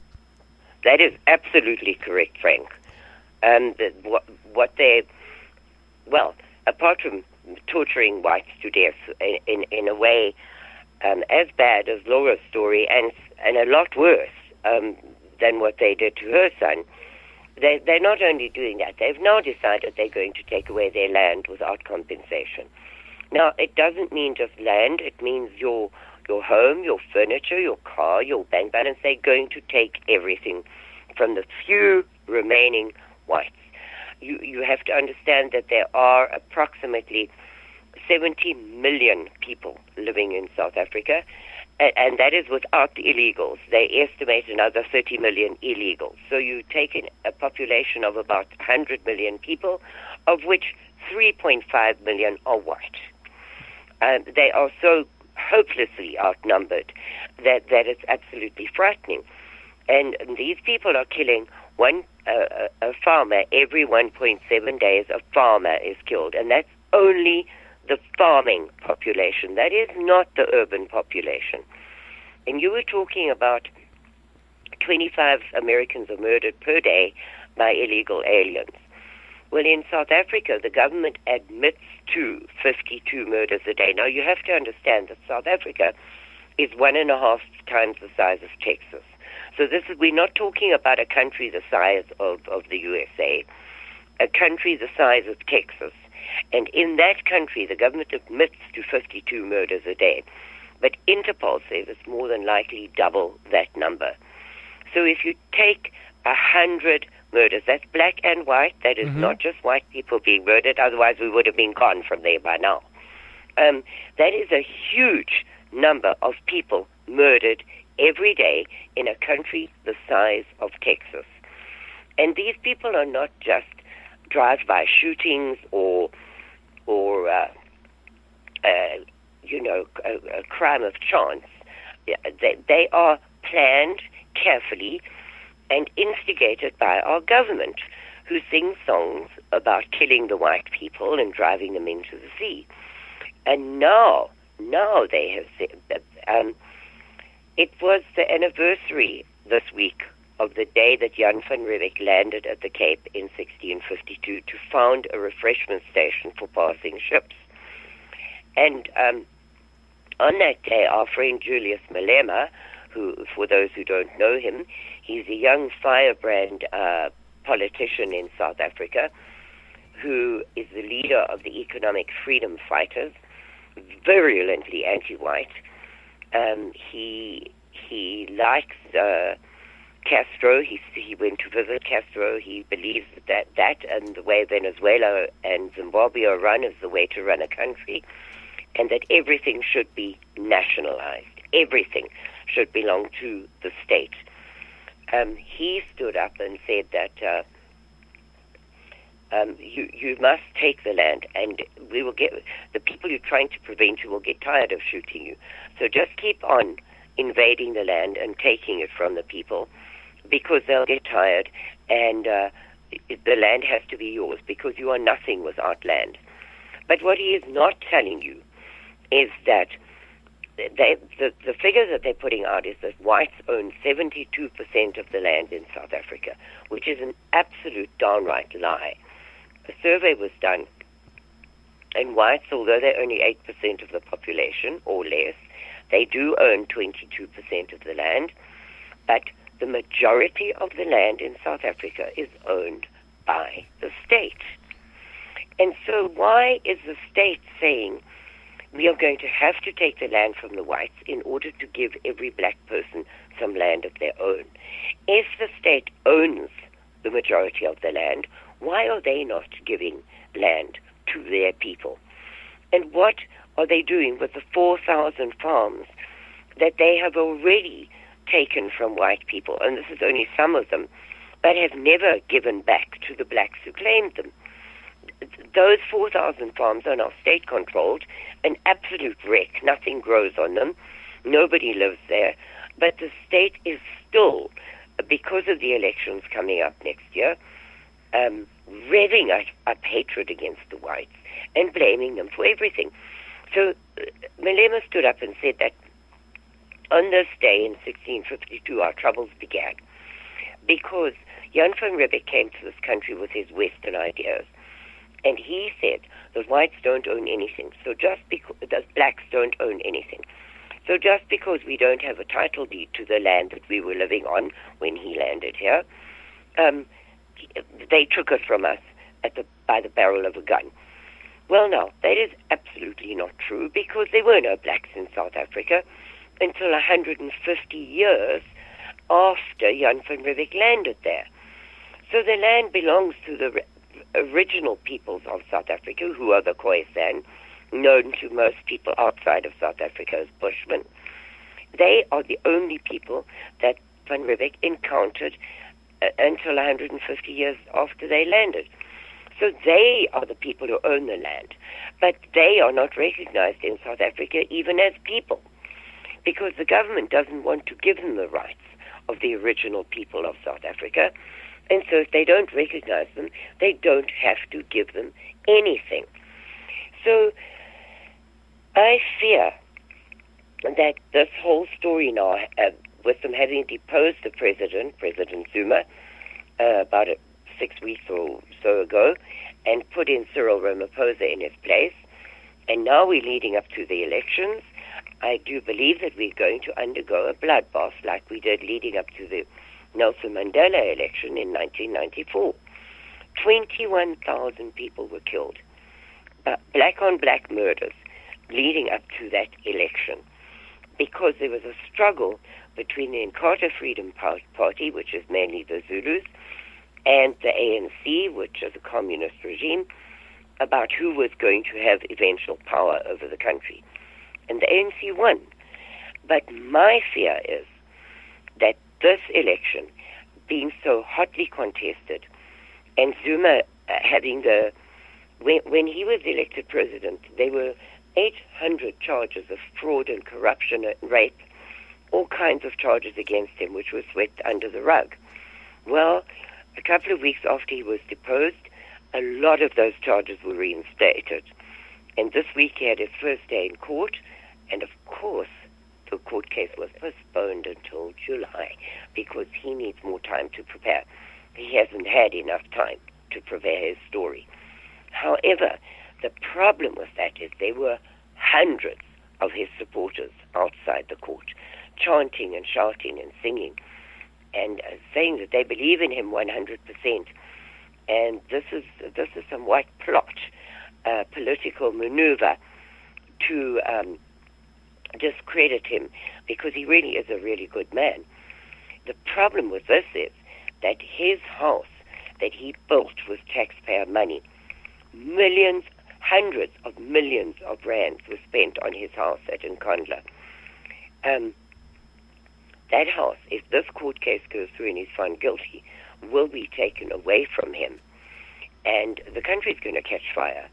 It is definitely going to catch fire. Is it unstable? Is it unstable even with the ANC among themselves, the blacks and such? Oh, absolutely, absolutely. Because the point now is there is a rift in the ANC between Zuma supporters and Ramaphosa supporters. So the Zuma supporters are saying that they are going to vote against the ANC in the local elections, in what you would call a state here, we call a province in South Africa. So in the provincial elections, they're going to vote ANC to get their people in, but in the national elections, they're going to vote against the ANC to get Ramaphosa out. Now, this is going to cause unbelievable problems. And one half of the ANC, which were Winnie Mandela's friends, has asked the EFF to join hands with them again, because I think they're scared of losing their 66% majority in Parliament because of the split in the party. So the Chinese have a proverb that says, may you live in interesting times. In South Africa, they are living in very interesting times, and that is not meant as fascinating. It is meant as deadly, I think, in that particular proverb. The white South Africans are living in deadly, deadly times, because both parties, well, all the parties actually, are revving their supporters even harder against the common enemy, the whites, because everything that happens in South Africa is the whites' fault. Now, Julius Malema, when he split from the ANC, Winnie Mandela supported him. Now, Winnie Mandela, they are praising her to the rooftops. She died recently, didn't she? Yes, she did. She died. This was Nelson Mandela's wife. And tell you what, tell us about, I really want to discuss Winnie Mandela with you, because she has died. I am aware of the things that she did, but the mainstream media is busy lying to everybody, I'm quite sure. I don't give a rip about Winnie Mandela. I don't like her. I hope the bitch burns in hell. Tell us about her. She was an awful, awful, awful woman. She invented necklacing. Now, necklacing sounds a very nice, kind thing to do to a person. How would you like to be necklaced, you know? No. Necklacing is one of the most horrific ways you can think of dying. She used to... Well, her bodyguard was in court, and he said that he had been ordered to kill people and that she had played a hand in it. But she had a group of people who did her wet work. They got, somewhat like the Clintons, got rid of political opposition, etc. Well, Winnie is a bit worse than the Hillary Clinton of America, in that she didn't mind who knew that she was involved in it. She didn't try and cover it up. And she invented this thing called necklacing, which is fasten your arms and legs with barbed wire so that you cannot move. Put a rubber tire over your neck, fill it with gasoline, and set it alight. And then dance around while you burn to death, chanting and singing and generally having a good time because the political enemy is biting the dust. Winnie Mandela was a horrible, horrible woman. She had people bludgeoned to death. She had people beaten with bricks. She had people squashed to death. She did the most awful, terrible things. And yet she is the mother of the nation and is being given a state funeral where all the flags will fly at half-mast. Now, I find it really hard to believe that the world does not know about her infamous statement. They don't. With our matches and our necklaces, we will win back our country. With our matches and our necklaces, we will bring back our country. What you described is they would take someone, put barbed wire around the legs and the arms, and then they would put a rubber tire around the neck, fill it with gasoline, and light it up. This was invented by Winnie Mandela, the wife of Nelson Mandela. Nelson Mandela, yeah. And what was the source of her power that she had other people involved in these things? What made her special? She was Nelson Mandela's wife. I see. Was Nelson in prison at the time, or was he out? Yeah, yes, he was. He was out at the time. Very shortly after he got out of prison, he divorced her. There are stories that he abused her because he did abuse his first wife, and that's why they divorced. But Winnie is a hero of the struggle. You must understand that, because you're not a terrorist in South Africa. You're a hero of the struggle. And so she was mama of the nation. And she was given all kinds of political positions on the buddy-buddy system. The one position she filled, she never, ever once went into her office. And yet she was paid this magnificent salary, because politicians in South Africa are the highest paid in the world. And they have the biggest cabinet, the biggest parliament, the biggest everything to rule this tiny little country. She was an absolute witch. The comments all over social media are ding dong, the witch is dead, and there will be plenty of necklacing and tires burning in hell tonight. It's a relief that she is gone, because she was a terrible, terrible woman, but worshipped by the blacks. A, because she was Nelson's wife. B, because she was involved in the struggle and killed people. And the blacks just think it's wonderful that she killed a whole bunch of people, because that was struggle years, and they deserve to be put out of their misery if they didn't do what she told them to do. I got to ask you, Karen, were her victims white or black or both? Mainly black. It was mainly black-on-black violence from Winnie. I perceive her hand in some of the bombings that Nelson Mandela was responsible for. But her main drive was to force the blacks to vote ANC. And she used her power and her wickedness to make that happen. Wow, that is sad. Yes, I am aware of Winnie. I think a lot of people are not. Now, I don't watch a whole lot of regular television.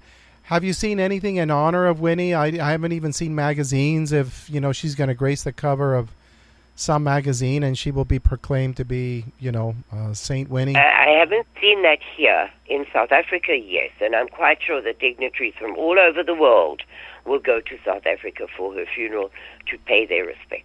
But in South Africa, it is causing immense uproar, because one of the ministers is saying that in honor of Winnie, they must speed up the land expropriation, because she was a hero of the struggle and what she would have liked to see happen, and so on. So they are already making a saint of her, Mm-hmm. It's absolutely frightening. The Minister of Rural Development and Land Reform says, in honor of the late Winnie Madikizela Mandela, land expropriation without compensation must be fast-tracked, but handled in an orderly manner. Oh, my Lord. So that's... So they are already using her death as a catalyst for this. The minister says Mama Winnie fought hard for the land to be given back to its rightful owners. She says she believes Madikizela Mandela would have wanted the process to be conducted faster, but not at the cost of food security. See? Well, Karin, talking about funerals, of course, Nelson Mandela died, and we were treated to this extravaganza here in the United States, both in the television channels and the magazines. Saint Mandela, what was this guy? And I know, because I've discussed it with you, and I've looked into it. What was Nelson Mandela? This man that was, shown to the world, idolized. Yeah. Given a peace prize. The same as your friend Obama was given a peace prize. Yeah, well. Yep. Nelson Mandela was a communist, first and foremost. He was a communist. And everybody says he went to jail because he was fighting apartheid. Not true. The man was a murderous SOB who was responsible for killing of dozens, if not hundreds of people with his bombings of railway stations, restaurants, police stations, etc. Now, when he was arrested on 154 charges of treason, acts against the state, murder, etc. He didn't even contest 150 of the charges. There were only 4 that he gave a mild defense against. And Amnesty International, which is a very, very left-leaning, progressive group run from the USA, he asked them to come and overturn his conviction when he was sent to jail. And they said that the trial was free and fair, and they couldn't because he was a bad man. Now, he was banned from America until 2008. The ANC was called a terrorist organization by the American government until 2008. So, how he could be sainted and have people like Ted Cruz go running off to his funeral and idolizing the man and putting up statues to him all over the world, it is beyond me. This man was a murderous communist. Ladylike language is not going to cover it, so I'll just leave it at that. It's really hard to be ladylike and to mind your P's and Q's when you know what this man is and what the world thinks of him and what an uphill battle it is to change people's minds. Yeah, okay. I want to very, very briefly get into what actually happened to South Africa. And we know it was founded by whites. We know that the practice of apartheid was what? Sort of like what we had here in the United States, which was called separate but equal. Is that? Yes. Apartheid means separateness. But that's the meaning of it. You guys were actually kinder to them. You gave them, to my understanding, schools, hospitals, universities, everything. They were just not a part of your white society, as I would call it. Is that correct? Yes, absolutely, Frank, because during the 48 years of apartheid, the black population grew by 920%. Now, if what the world believes about apartheid were true, that we were killing tens of thousands of them, piling up the bodies in the street, giving them subsistence farming land where you couldn't live and you couldn't grow a milli, an ear of corn. If we were doing that, why did every black in Africa try and migrate into South Africa? So we, as the white population, never numbering more than 6 million, never in the history of South Africa, had to defend ourselves against the same savagery that your guest was talking about. Those people who come here to kill, murder, rape, rob, etc. We had to defend ourselves. So our areas were white by night. The blacks could come in during the day and do their work, but if they were found in the streets at night and they did not have good cause to be there, they would be put in jail. Now, I think that's only fair for a minority that small to defend themselves and defend their property and their families and their commercial buildings, etc., from these hordes of blacks who did not come to work, let me tell you. They came to do what your illegals are doing here. And Karin, I'd like to interject something here, which is that your white South African culture was very distinct and very different from the black culture that was wanting to become a part of that. Completely different beliefs, religions, and such. I had heard Mr. Kuan Elgin, who wrote the book, and you know the title of the book. Yes, yes, I did speak with him, and he said that the reason for the torturing of some of you, because there's torture involved every time they kill a white South Afrikaner, is because they have a belief system that this is a way of pleasing their ancestors. That you causing your victim extreme pain and suffering is something that is looked upon as desirable by their ancestors, so they try to please their ancestors by torturing some poor white person.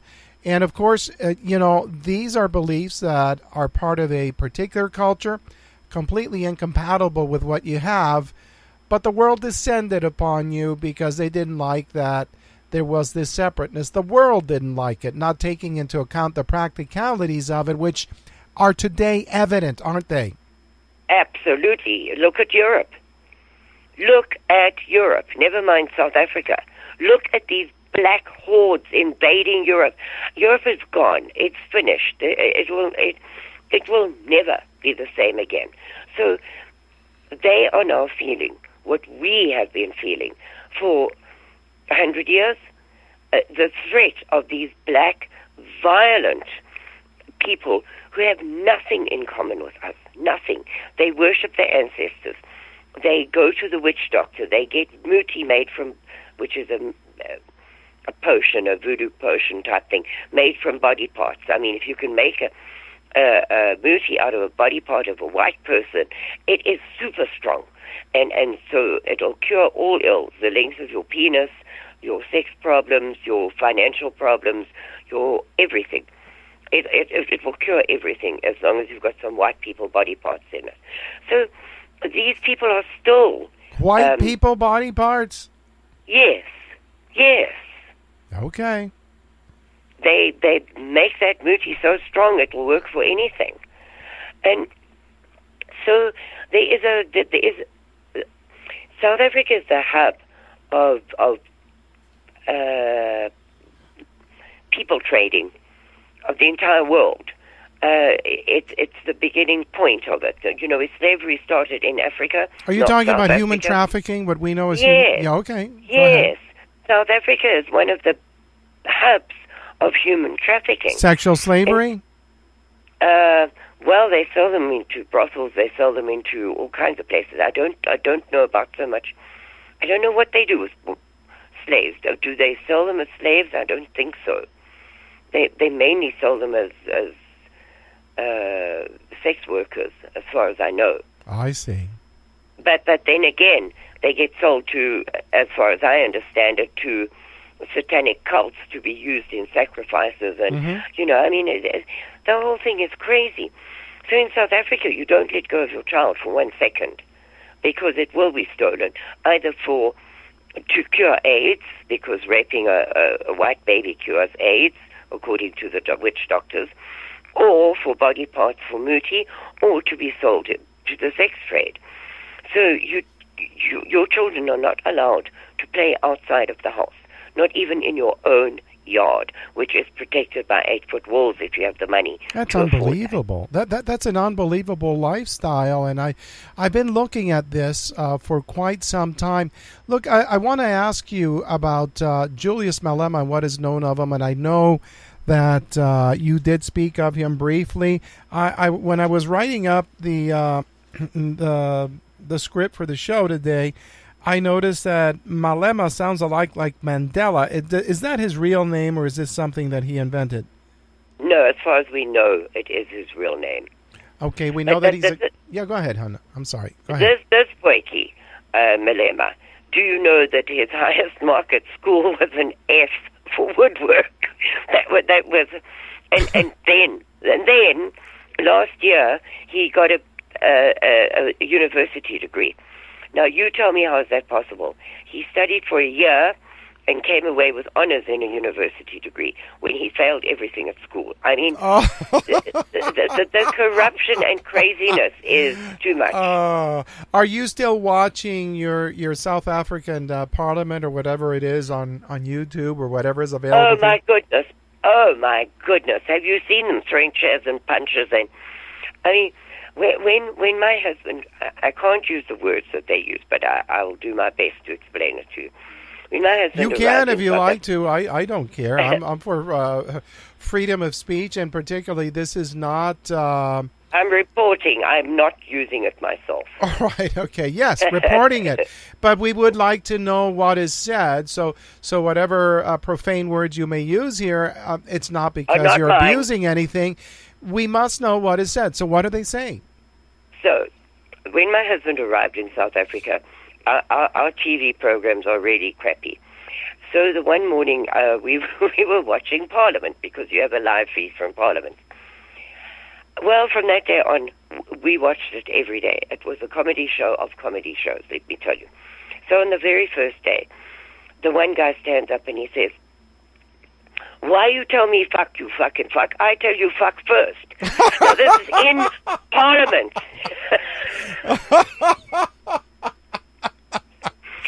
Frank, my husband was rolling on the floor. He was laughing so hard. He just couldn't, you know. And every day he would say, "Oh no, when does Parliament start?" You know, because they throw fists at each other. They throw chairs at each other. Malema is a comedy show all of his own. I mean, he will stand up there and swear and tell them, you know, just F off out of here. I'm not scared of you at all, you F. And it is hilarious.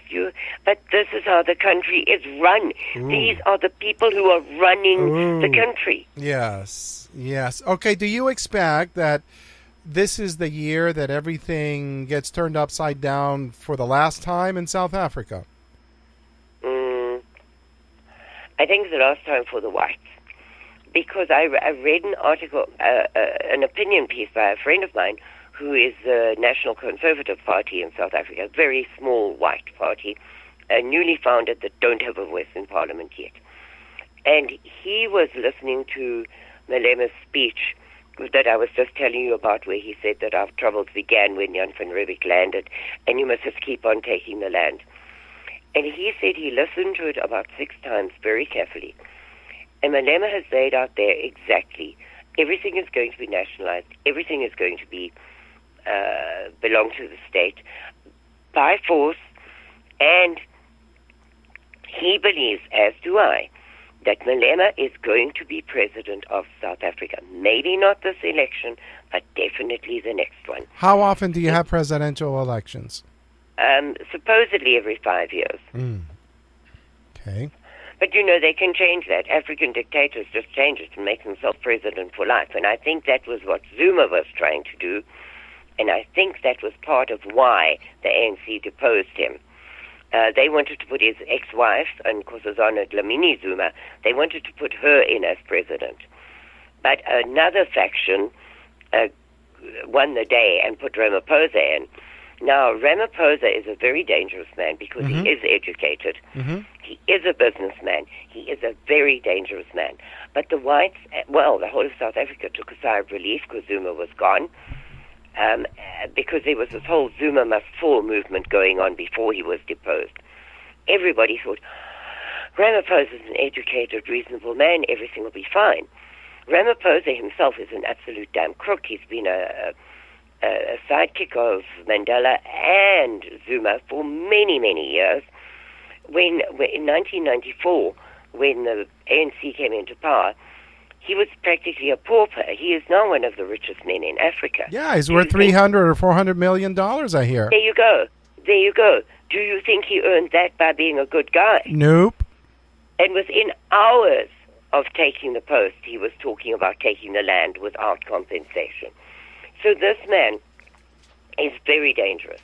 And now, on top of everything else, the pro-Zuma faction are saying they want to join hands with the Black Land First movement, who you have a video on your My website. page. Anybody that Yes. wants to see it, is it on my Facebook page or is it on No, my... it's on your website. You Okay, have a that would video of be... Anybody that wants to see it, that it will still be there. It's called thenighttrainshow.com. Again, that's thenighttrainshow.com. Make sure you get a T in for night and a T for train. So thenighttrainshow.com. And yeah, you can see the video. Go ahead, Karen. I'm sorry. It's called Land or Death, Mandela Yes. Radio Nation, that one. Now, that is a Black Land First spokesperson who was talking on that video.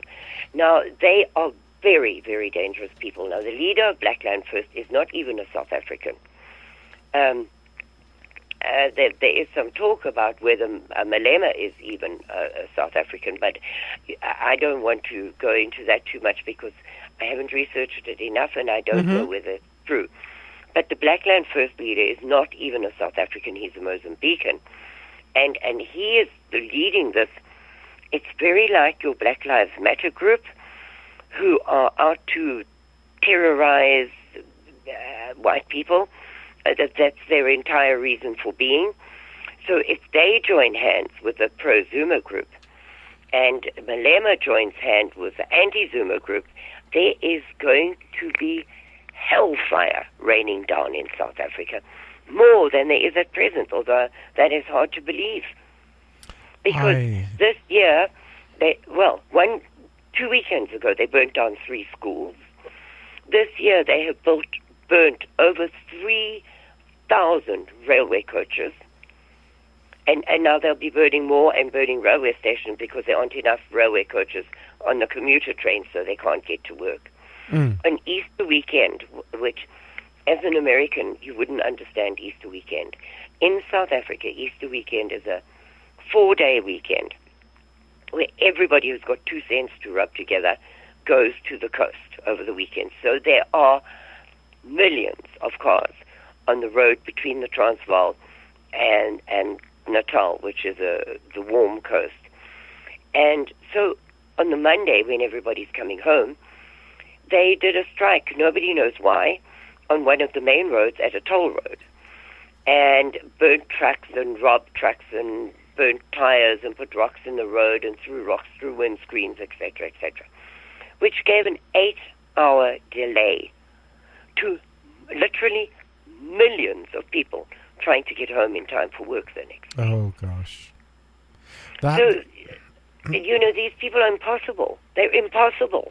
Oh, well, that becomes apparent. Now, you folks don't have any guns either. Well, Frank, people will tell you, yes, some of us do have. Yes, some people do have. But in the main, the guns were confiscated by the ANC when they first took power in 1994. Sure, that's what communists do. They take guns. One of the first things they did, because, and this is where the warning to Americans comes, because gun registration was required under the National Party government. So when the ANC took over, they had this lovely database of every white person who owned a gun. So try as you might, they knew you had it, and you had to hand it in at the nearest police station.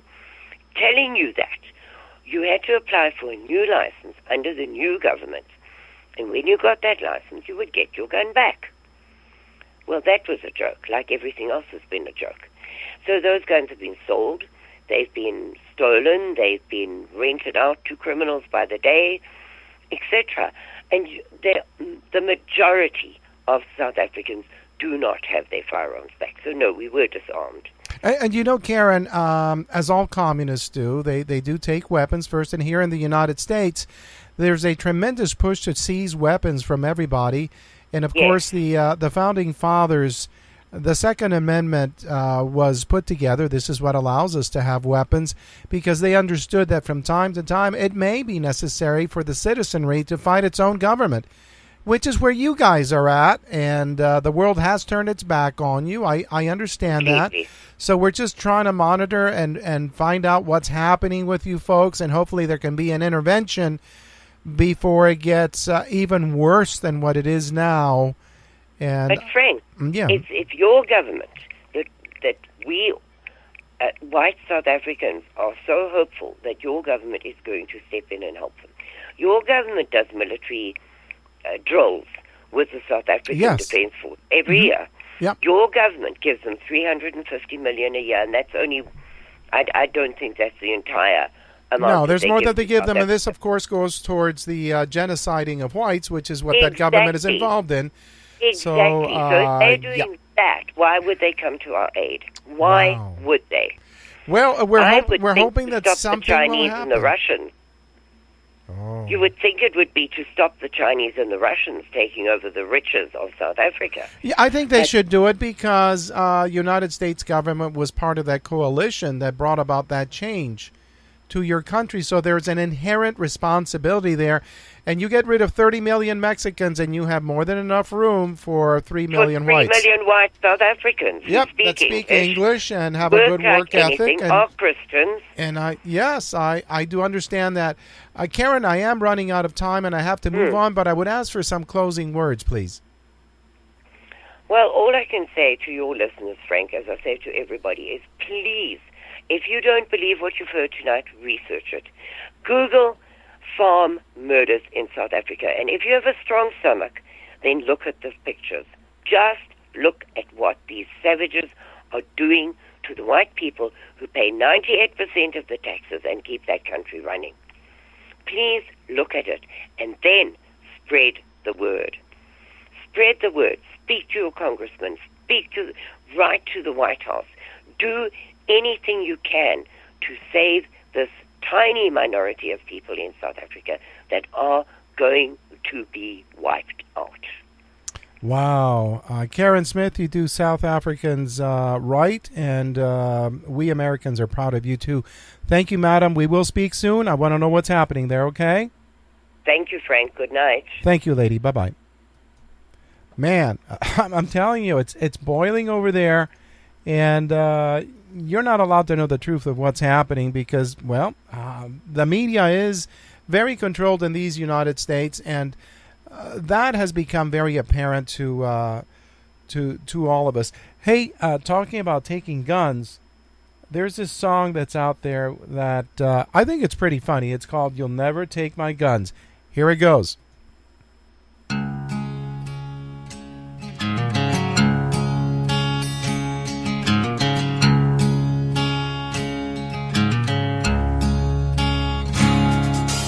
Grandpa carried a 32 pistol in his overalls. Had a shotgun copy of the Constitution and a set of cast iron balls.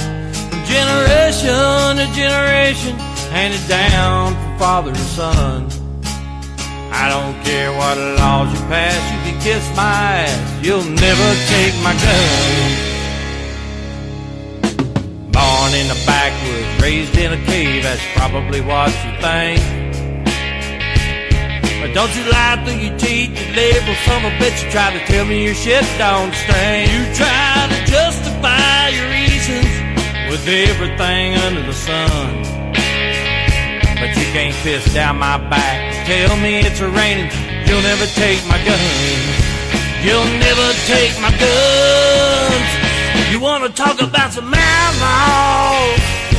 You ain't seen nothing yet. You get these good old boys good and pissed off, they be trouble you can bet. Don't you come around here thinking that it's all been said and done. Cause if you can't tell, I'll see you in hell before you ever take my guns. You'll never take my guns.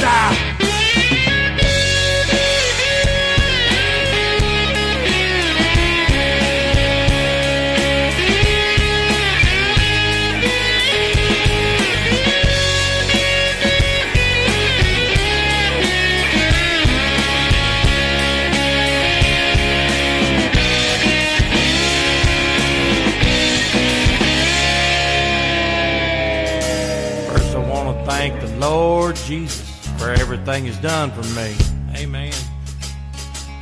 If I want to honor the soldiers and veterans for keeping this country free, I will. If I want to exercise my Second Amendment to the Constitution, that's my right.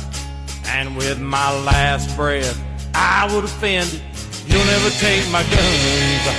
You'll never take my guns. You wanna talk about some outlaws? You ain't seen nothing yet. You get these good old boys good and pissed off every trouble you can bet.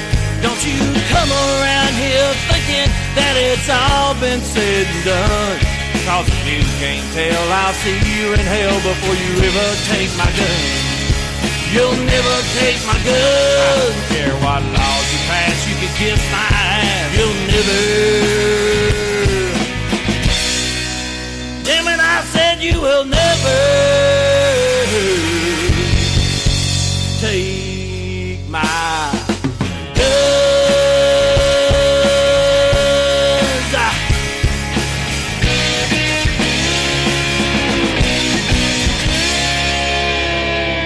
Oh, yeah, you'll never take my guns. Okay, we're going to see what happens in the United States. Wow, I guess they fired one off before they left. All right, I received an email yesterday, subject California, from a Mr. Maury Jones. He's been on the show before. And it's dated Saturday, April 7th, 2018 at 8:22 a.m. I am in El Cajon, California. As I pass this email on, read and weep. California is becoming a liberal utopia, which will bankrupt the state and make it uninhabitable for good, honest Americans. Jonesy, that's how he cited. Here it goes. You all need to know that California legislative year closed on Friday. All the representatives went home exhausted and the damage was done. So what did they accomplish during this high-pressure year in Sacramento? This is an update today on the Progressive Democrats' continued destruction of California. By the way, we are already deemed the worst state for businesses. Here are some of the highlights of this session. Passed cap and trade tax, which will increase gas 63 cents to 93 cents a gallon change, and the taxes that go with it. So do the math projection. 12% plus 12 cents plus 63 cents equals 75 cents a gallon, plus the current $3.10 a gallon equals $3.85 a gallon. Proposed increase on a new tax: every residence will pay for tap water. Oh, those Californians are going to pay a new tax on their tap water. A $3.46 billion parks bond to pay for parks in disadvantaged communities. The debt service alone will be over $200 million a year. The good news is some money goes to help fix the Salton Sea, which should have always been a state responsibility.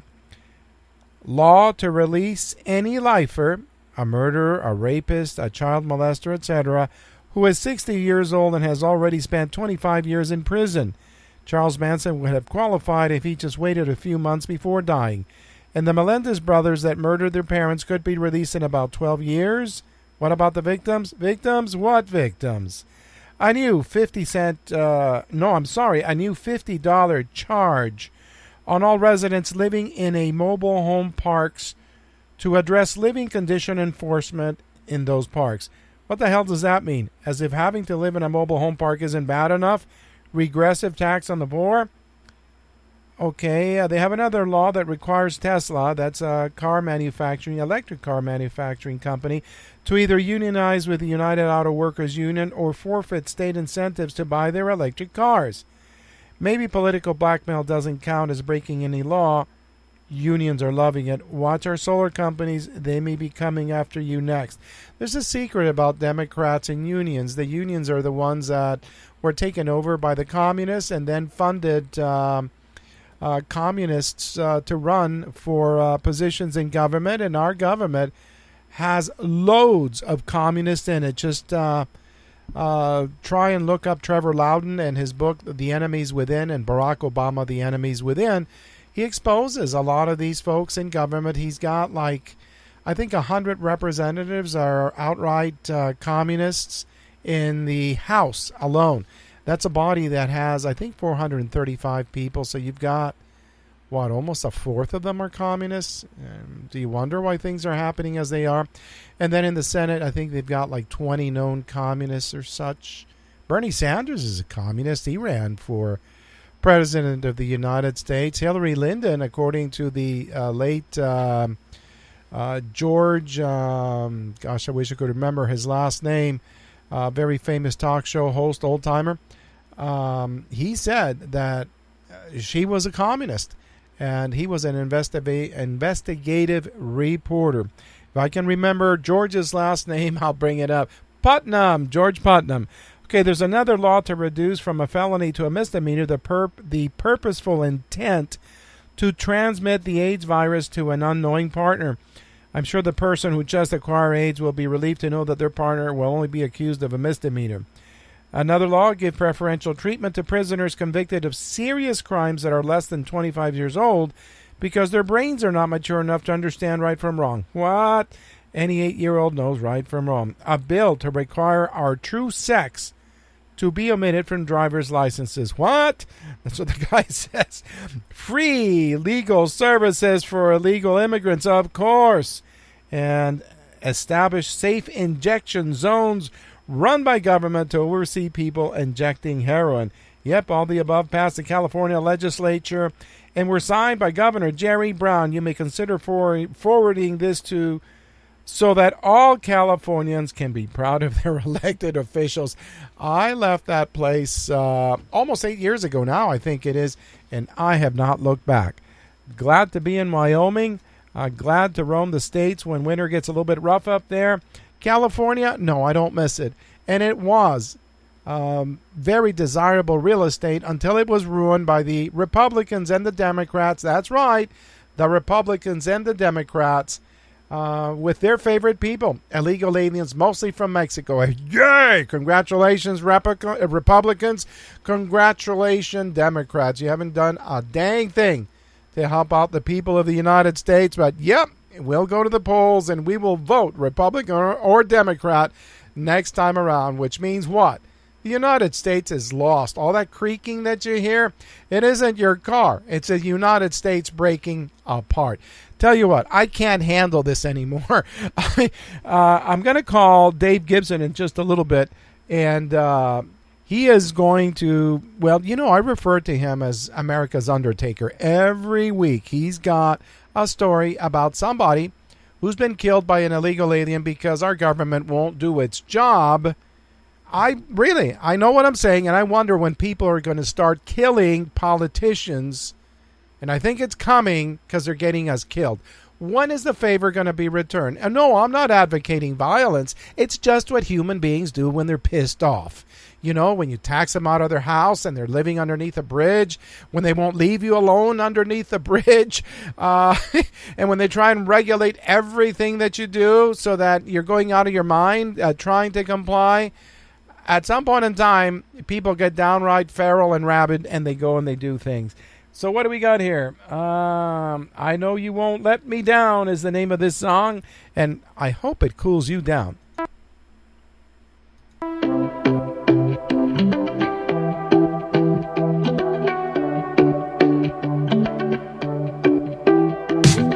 on talking to me.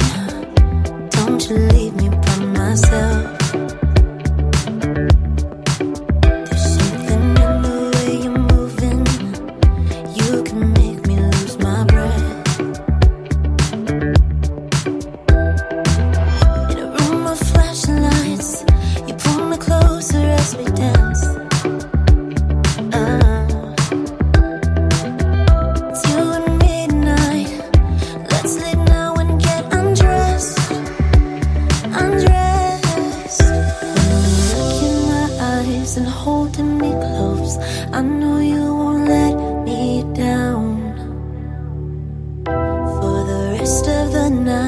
Till break of dawn, baby, it's the two of us.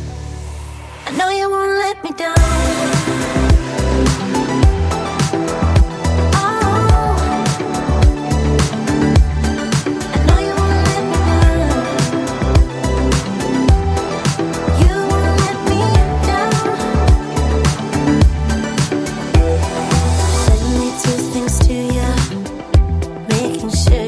Forget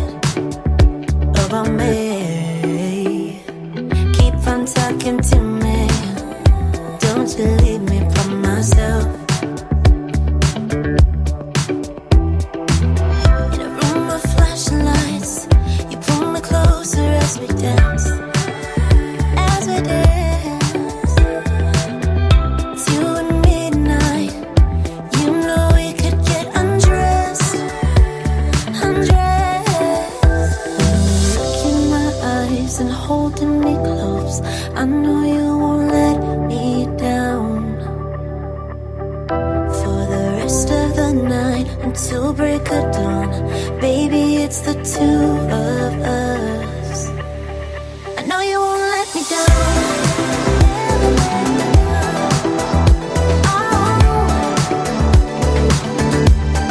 I know you won't let me down. You won't let me down. You know you make me lose my breath. Just pull me closer, baby. You know we could get undressed. You know you make me lose my breath. Just pull me closer, baby. You know we could get undressed. I know you won't let me down. I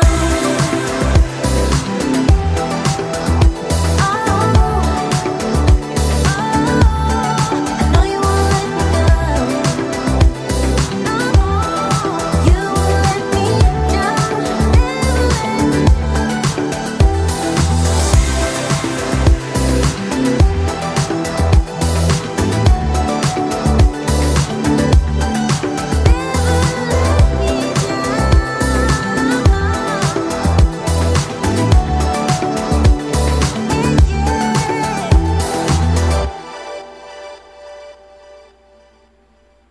Wow, that's beautiful. Usually that's a kind of music that you find in some of these gentlemen's clubs. You know, that's a place where it's sort of very dark in there. The women, they wear very little, and many of them are very curvaceous. And I only know about this because other men have told me about it. I would never, ever go to such a place. Okay, talking about men, we're going to try and ring up Mr. Dave Gibson. Here we go.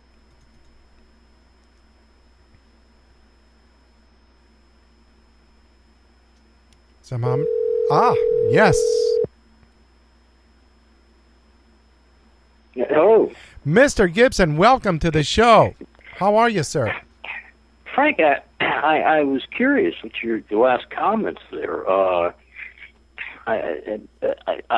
hope that you're telling the truth, that you've only heard about these. I've only heard about gentlemen's clubs. Yeah. I think you said? Yes, I've even passed by them. There's a lot of them in Las Vegas, and you know they got these pictures, these curvaceous women out there. But no, I am very pure, and I have never been. Well, I want the listeners to know that it wasn't me who told you. About all right, because you likewise are very pure, and you have never been in one either, have you? I'm going to. You're going to take the fifth, aren't you? I'm going to take a cue from Jimmy Hoff and refuse to answer that. Invoke my Fifth Amendment right. Well, I'll tell you, my friend, you are America's official undertaker. You take the title very seriously. So, what's happened this week? Who got creamed again by an illegal alien? I know you want to limit me to one this week. It calls for two. One will make you sick, and the other will make you, if you're unlike me and you have any hair left, it'll make you pull the rest of it out.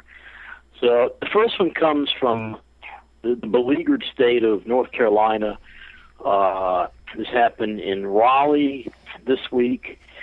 An African migrant from the nation of Senegal was found guilty. His name is El Hadji Diop, 55 years old, found guilty of murdering his wife, Aminata Dramé, and also his 2-year-old daughter, Fatim Diop. And this African so-called immigrant put his wife in a chokehold and strangled her to death. Then you remember, the little girl was only 2 years old. Then he dumped his wife's lifeless body on top of the little girl, apparently applying pressure, and the little girl was smothered to death. Oh, my God. And if that wasn't bad enough, he then posed both of his dead wife and his dead little 2-year-old daughter in various poses, took several photos of them, and posted their images of their lifeless bodies to his Facebook page with statements such as, quote, "Look what God did to me." Man. And he has been sentenced to 25 years in prison for his daughter's death and life without parole for his wife's death. And this is another example of the great thinkers and scientists and doctors, people who were told that they are being let in. You came in on a diversity visa. Of course. Now, the second story comes from Diversity is lovely, Dave. Diversity is lovely. Why didn't they sentence? Feel culturally enriched yet? I feel culturally enriched from Senegal. Why didn't they sentence this guy to live as long as he can when an extra long baseball bat is inserted up his anus? And I'm sure he might last an hour or two, but you could give him, since they're here. These diversity visas are designed to help the rest of us get learn about other cultures. Why don't we sentence him as he would be in his own country, where they would probably chop his head off? That would work. We would have learned something from his culture. Who's your next victim that you have? Okay, this comes from Indianapolis. This happened on Saturday night. Christian Ortiz, and I got to give you a little background on this guy first. Christian Ortiz, he's 35 years old. He came into the country illegally, crossed the border from Mexico illegally. He is from El Salvador. He was captured immediately. He was observed by Border Patrol agents. This happened in September of 2016. So we have to note here that Obama was still president. Okay. And this goes with Obama's policies. Okay. He was taken into custody immediately. He was held for a month until he could post bond. He was allowed to put, because that's what Obama's policy was. He was allowing these illegal aliens to post bond and be released, and given a court date with an immigration court. Of course, you'll see now 8 months later, in 2017, an immigration judge ordered that Ortiz be deported back to El Salvador. However, like 100% of these cases, Ortiz had skipped town.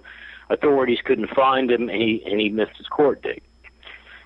Well, no one knew where he was until Saturday night, when police were called to the 3700 block of La Fontaine Court near John Marshall High School in Indianapolis, and found 2 stabbing victims lying on the sidewalk. Both were taken to the hospital. One is still listed in stable condition, and one died at the hospital of his wounds. Ortiz was taken into custody and has been charged with aggravated battery and murder. Now here you have another American, and they haven't released the names of the victims yet.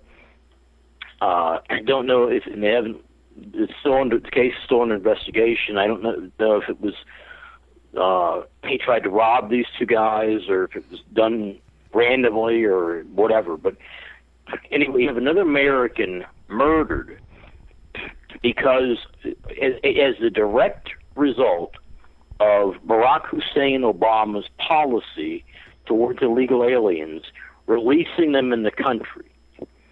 All he had to do was deport them. All he had to do was send them back. But he released him. He never showed up for court, and now he's killed someone. I don't know why they haven't sentenced Barack Obama to have a baseball bat shoved up his ass. I don't understand that either. Well, but it is a corrupt country. This is a corruptocracy now. Well, you stole that line from me, but you're welcome to use it. Liar, I thought of it right. first. Go ahead.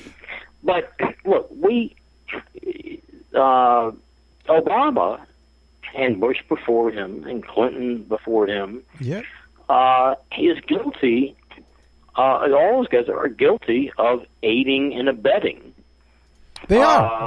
They have all committed crimes against the American people. They're whatever crime they commit, if they're allowed to stay in this country, and if they don't protect that border, which none of them done, and let's go all the way back to Reagan, the conservative demigod. Yes, he's the god of the Republican Party. Yes, Saint Reagan. He signed the amnesty bill. That's right.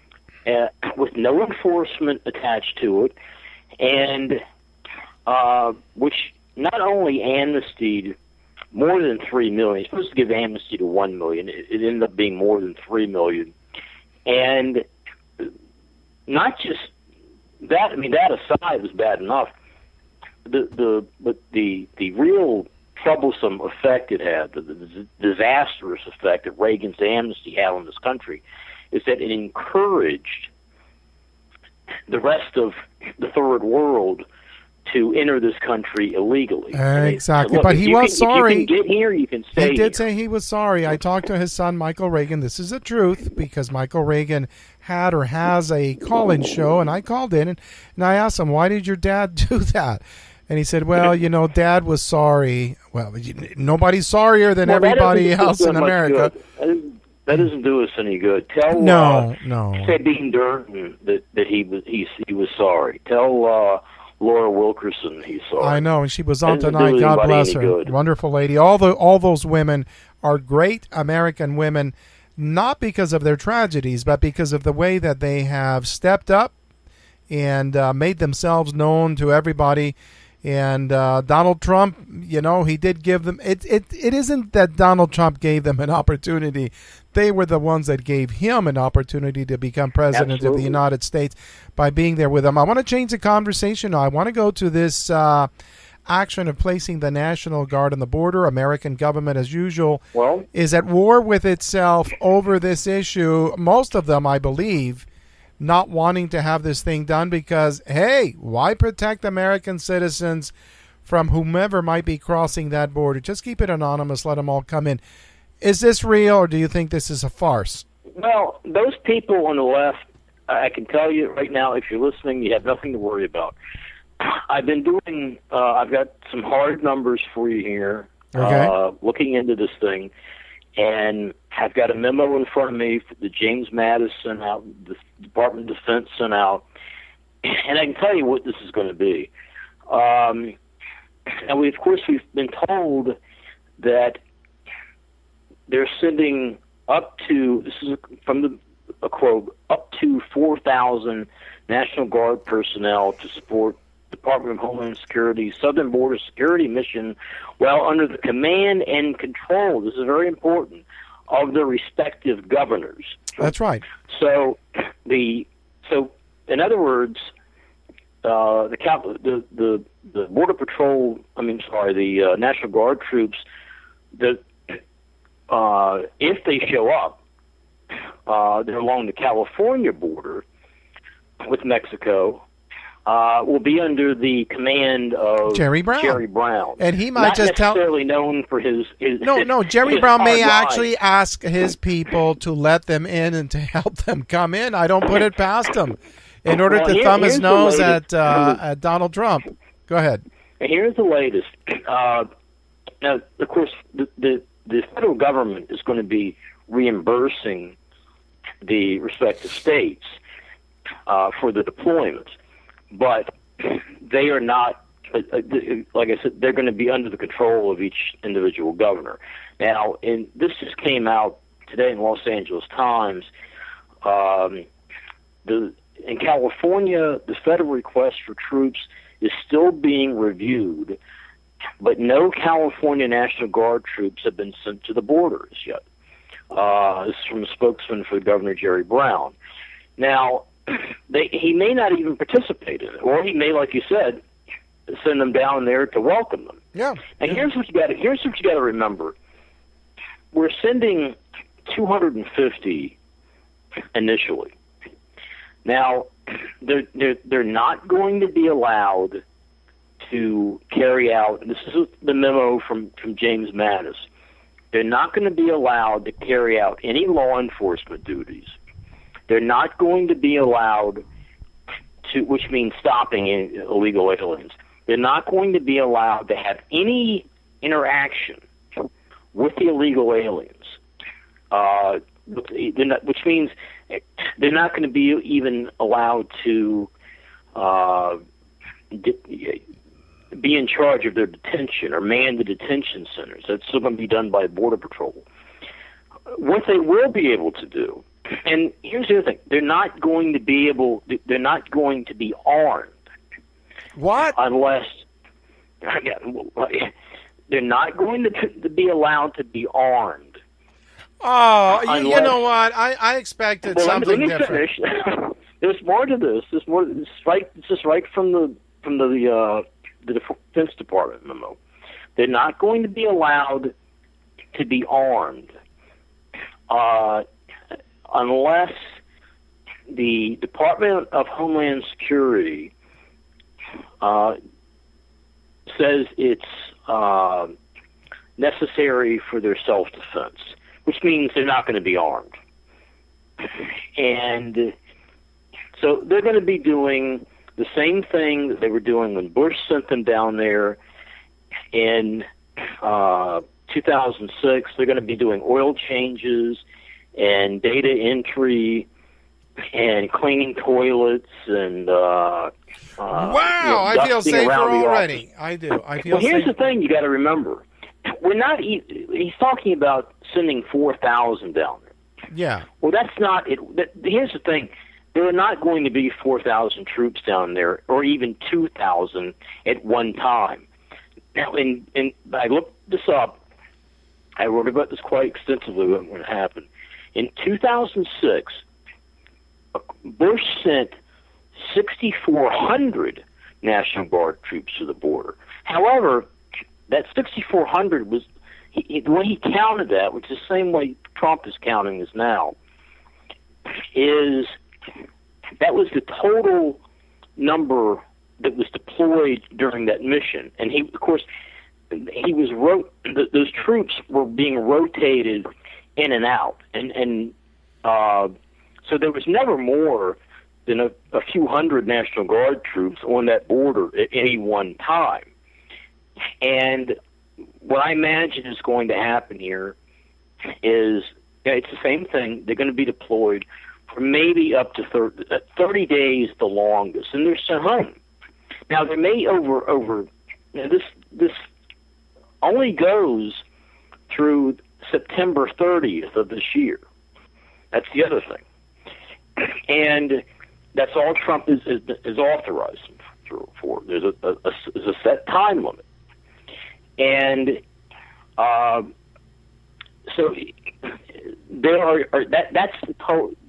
They will probably go down there for 2 or 3 weeks or a month at the most, and then be sent back to their respective states, and they go back to their the civilian life, and so you'll never have more than a few hundred along that 1,900. All right. Look, it's sounding like a Scarecrow show all over again. That's exactly what it is. I was excited. Remember, even Obama sent 1,200 National Guard troops to the Okay, border. that's fine. Look, all of that, even there, all of it, all along has been a scarecrow show. When this president said he was sending the military to the border, I thought it was the military. I don't think of the National Guard as being the military. They're not like the Marines. They're not like regular Army. God bless them. They are, volunteers, but they are mainly civilians. They're civilians. They got jobs. They got responsibilities. They got families that rely on them earning a living.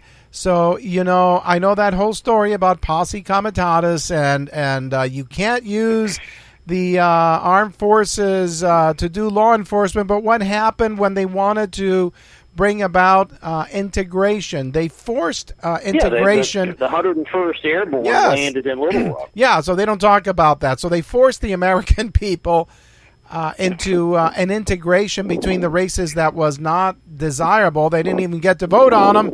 And so when they resisted, they brought in the armed forces. Okay, now you got illegal aliens on the border, for Christ's sake, and you can't use your armed forces. What good is any military for if it doesn't protect your borders? Well, look, the National Guard was federalized and sent into the University of Alabama. George Wallace, Alabama. Yes, I remember. I don't know, 8 or 10 black students. That's right. That's right. Look, our history is full of interventions where the military has been used to bring about a desired objective. They were used in New Orleans after Katrina. Those were federal troops. Of course. And now what they're doing is they're again controlling the military, this time to make sure that the borders stay open. I want to see what this president does with this. I really do, because I'm not buying having a bunch of scarecrows, human scarecrows out there. God bless each and every one of them. But we are going to have reports from people that will be going out to those areas. I already have some contacts, and they're going to be letting me know what really is happening down there. Well, if they're not allowed to be armed or stop anyone... of what use are they? What's that? Of what use are they if they're not allowed to stop anybody and they can't be armed? That's an insult. They're going to be doing the same thing they were doing when Bush sent them down there, when Obama sent them down there. Just what I said. And I saw pictures of them doing oil changes. I saw pictures of them working in offices. Yeah. I heard the same. Answering phones. And this is how bad it was. When Bush sent them down there in 2006, some of the regions, these sectors, these Border Patrol sectors, are so dangerous. You've been to the border. You know how dangerous it is. Yeah. They were so dangerous. And the National Guard troops that Bush sent down there, they carried M16s, but they weren't allowed to load them. They weren't allowed to put the magazine in. Yeah. And they were and they couldn't carry loaded sidearms. And some of the areas they were in were so dangerous that either Border Patrol personnel or local sheriff's deputies actually escorted these National Guard troops back to their hotel at night, and then back from their hotel to the border stations or wherever they were doing their observation post the next day, and had to guard them outside.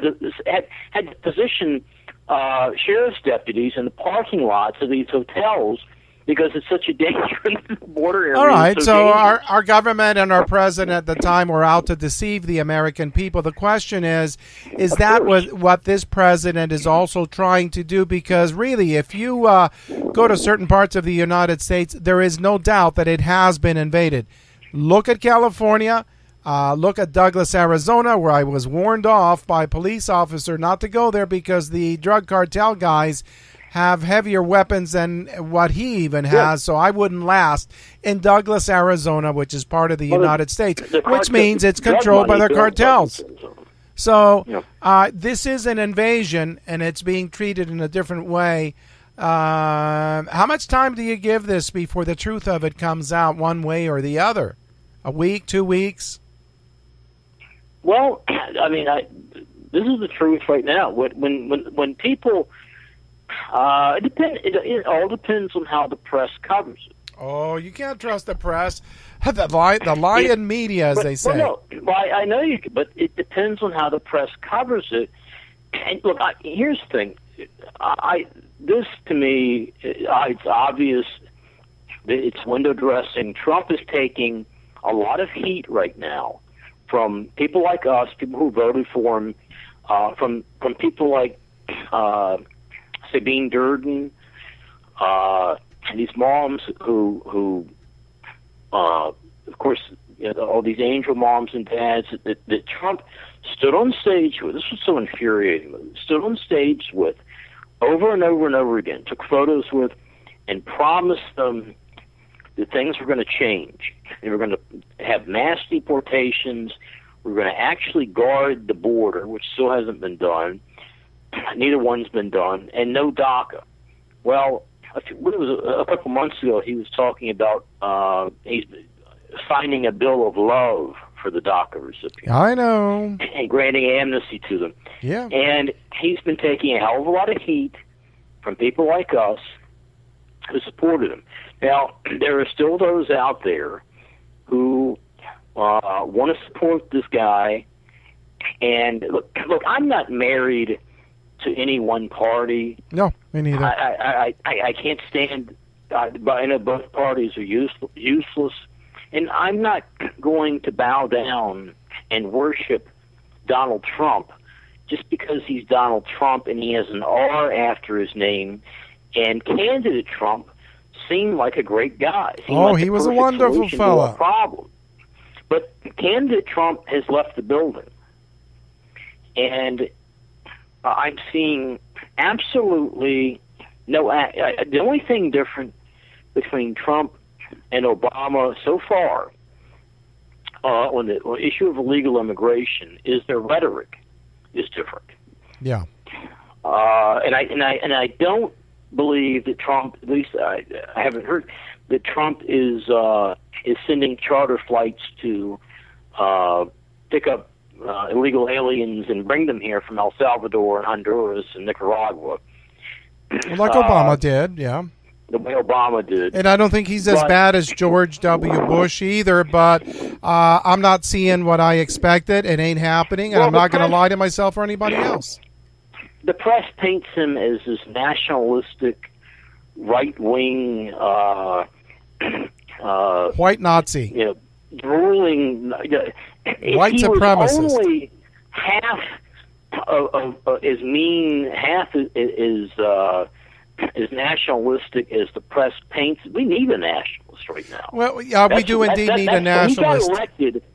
He got elected on this one issue to defend the border, to deport illegal aliens, to stop the slaughter, the wholesale slaughter of Americans by not only illegal but legal immigrants, to stop put an end to these diversity visas, which are nothing more than welfare visas. They come here. Yeah, and look, not to cut in on you, but he has done a number of very good things. But I think in the long run, with respect to this latest thing that's going to be happening on the border, I think folks are going to be very disappointed.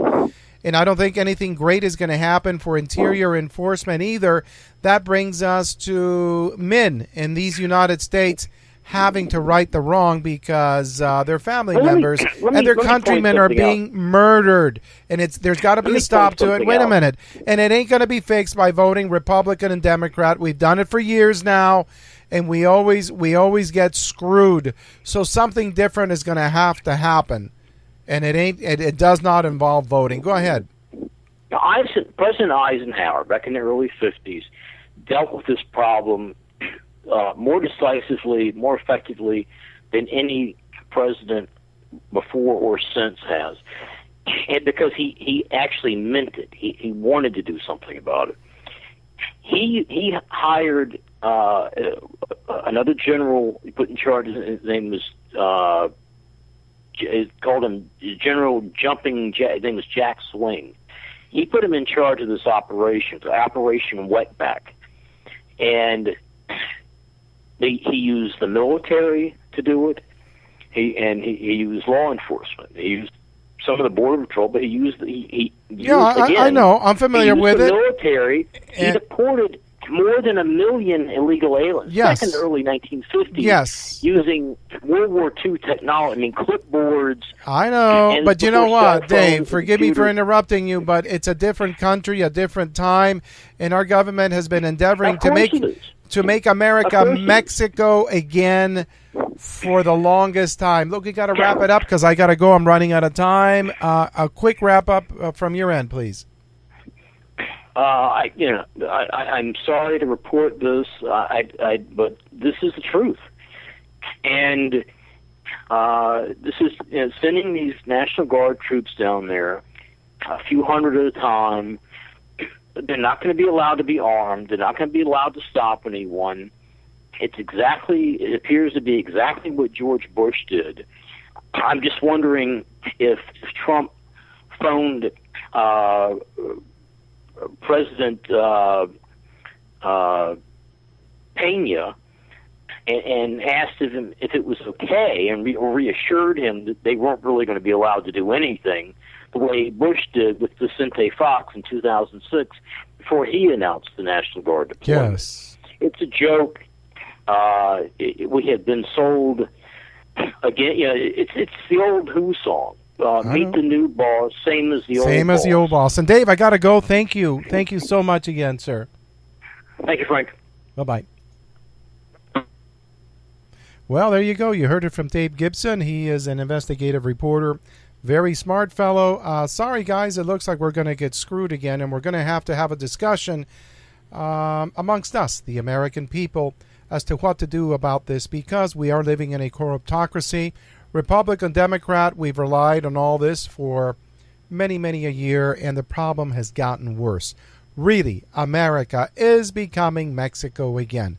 You've been listening to All Aboard the Night Train. My name is Frank George. I hope that you will listen to our show and spread it around to your friends. I think we have good information, a good format, and you're always welcome to call in if you want to. Well, as I like to say, look at the brighter side of things. Have a good cup of coffee tomorrow. Speak to a good friend. Sing, dance, and laugh. Because life is short and life should be good. This is Frank George wishing you a very good forthcoming week and a good night. Bye-bye.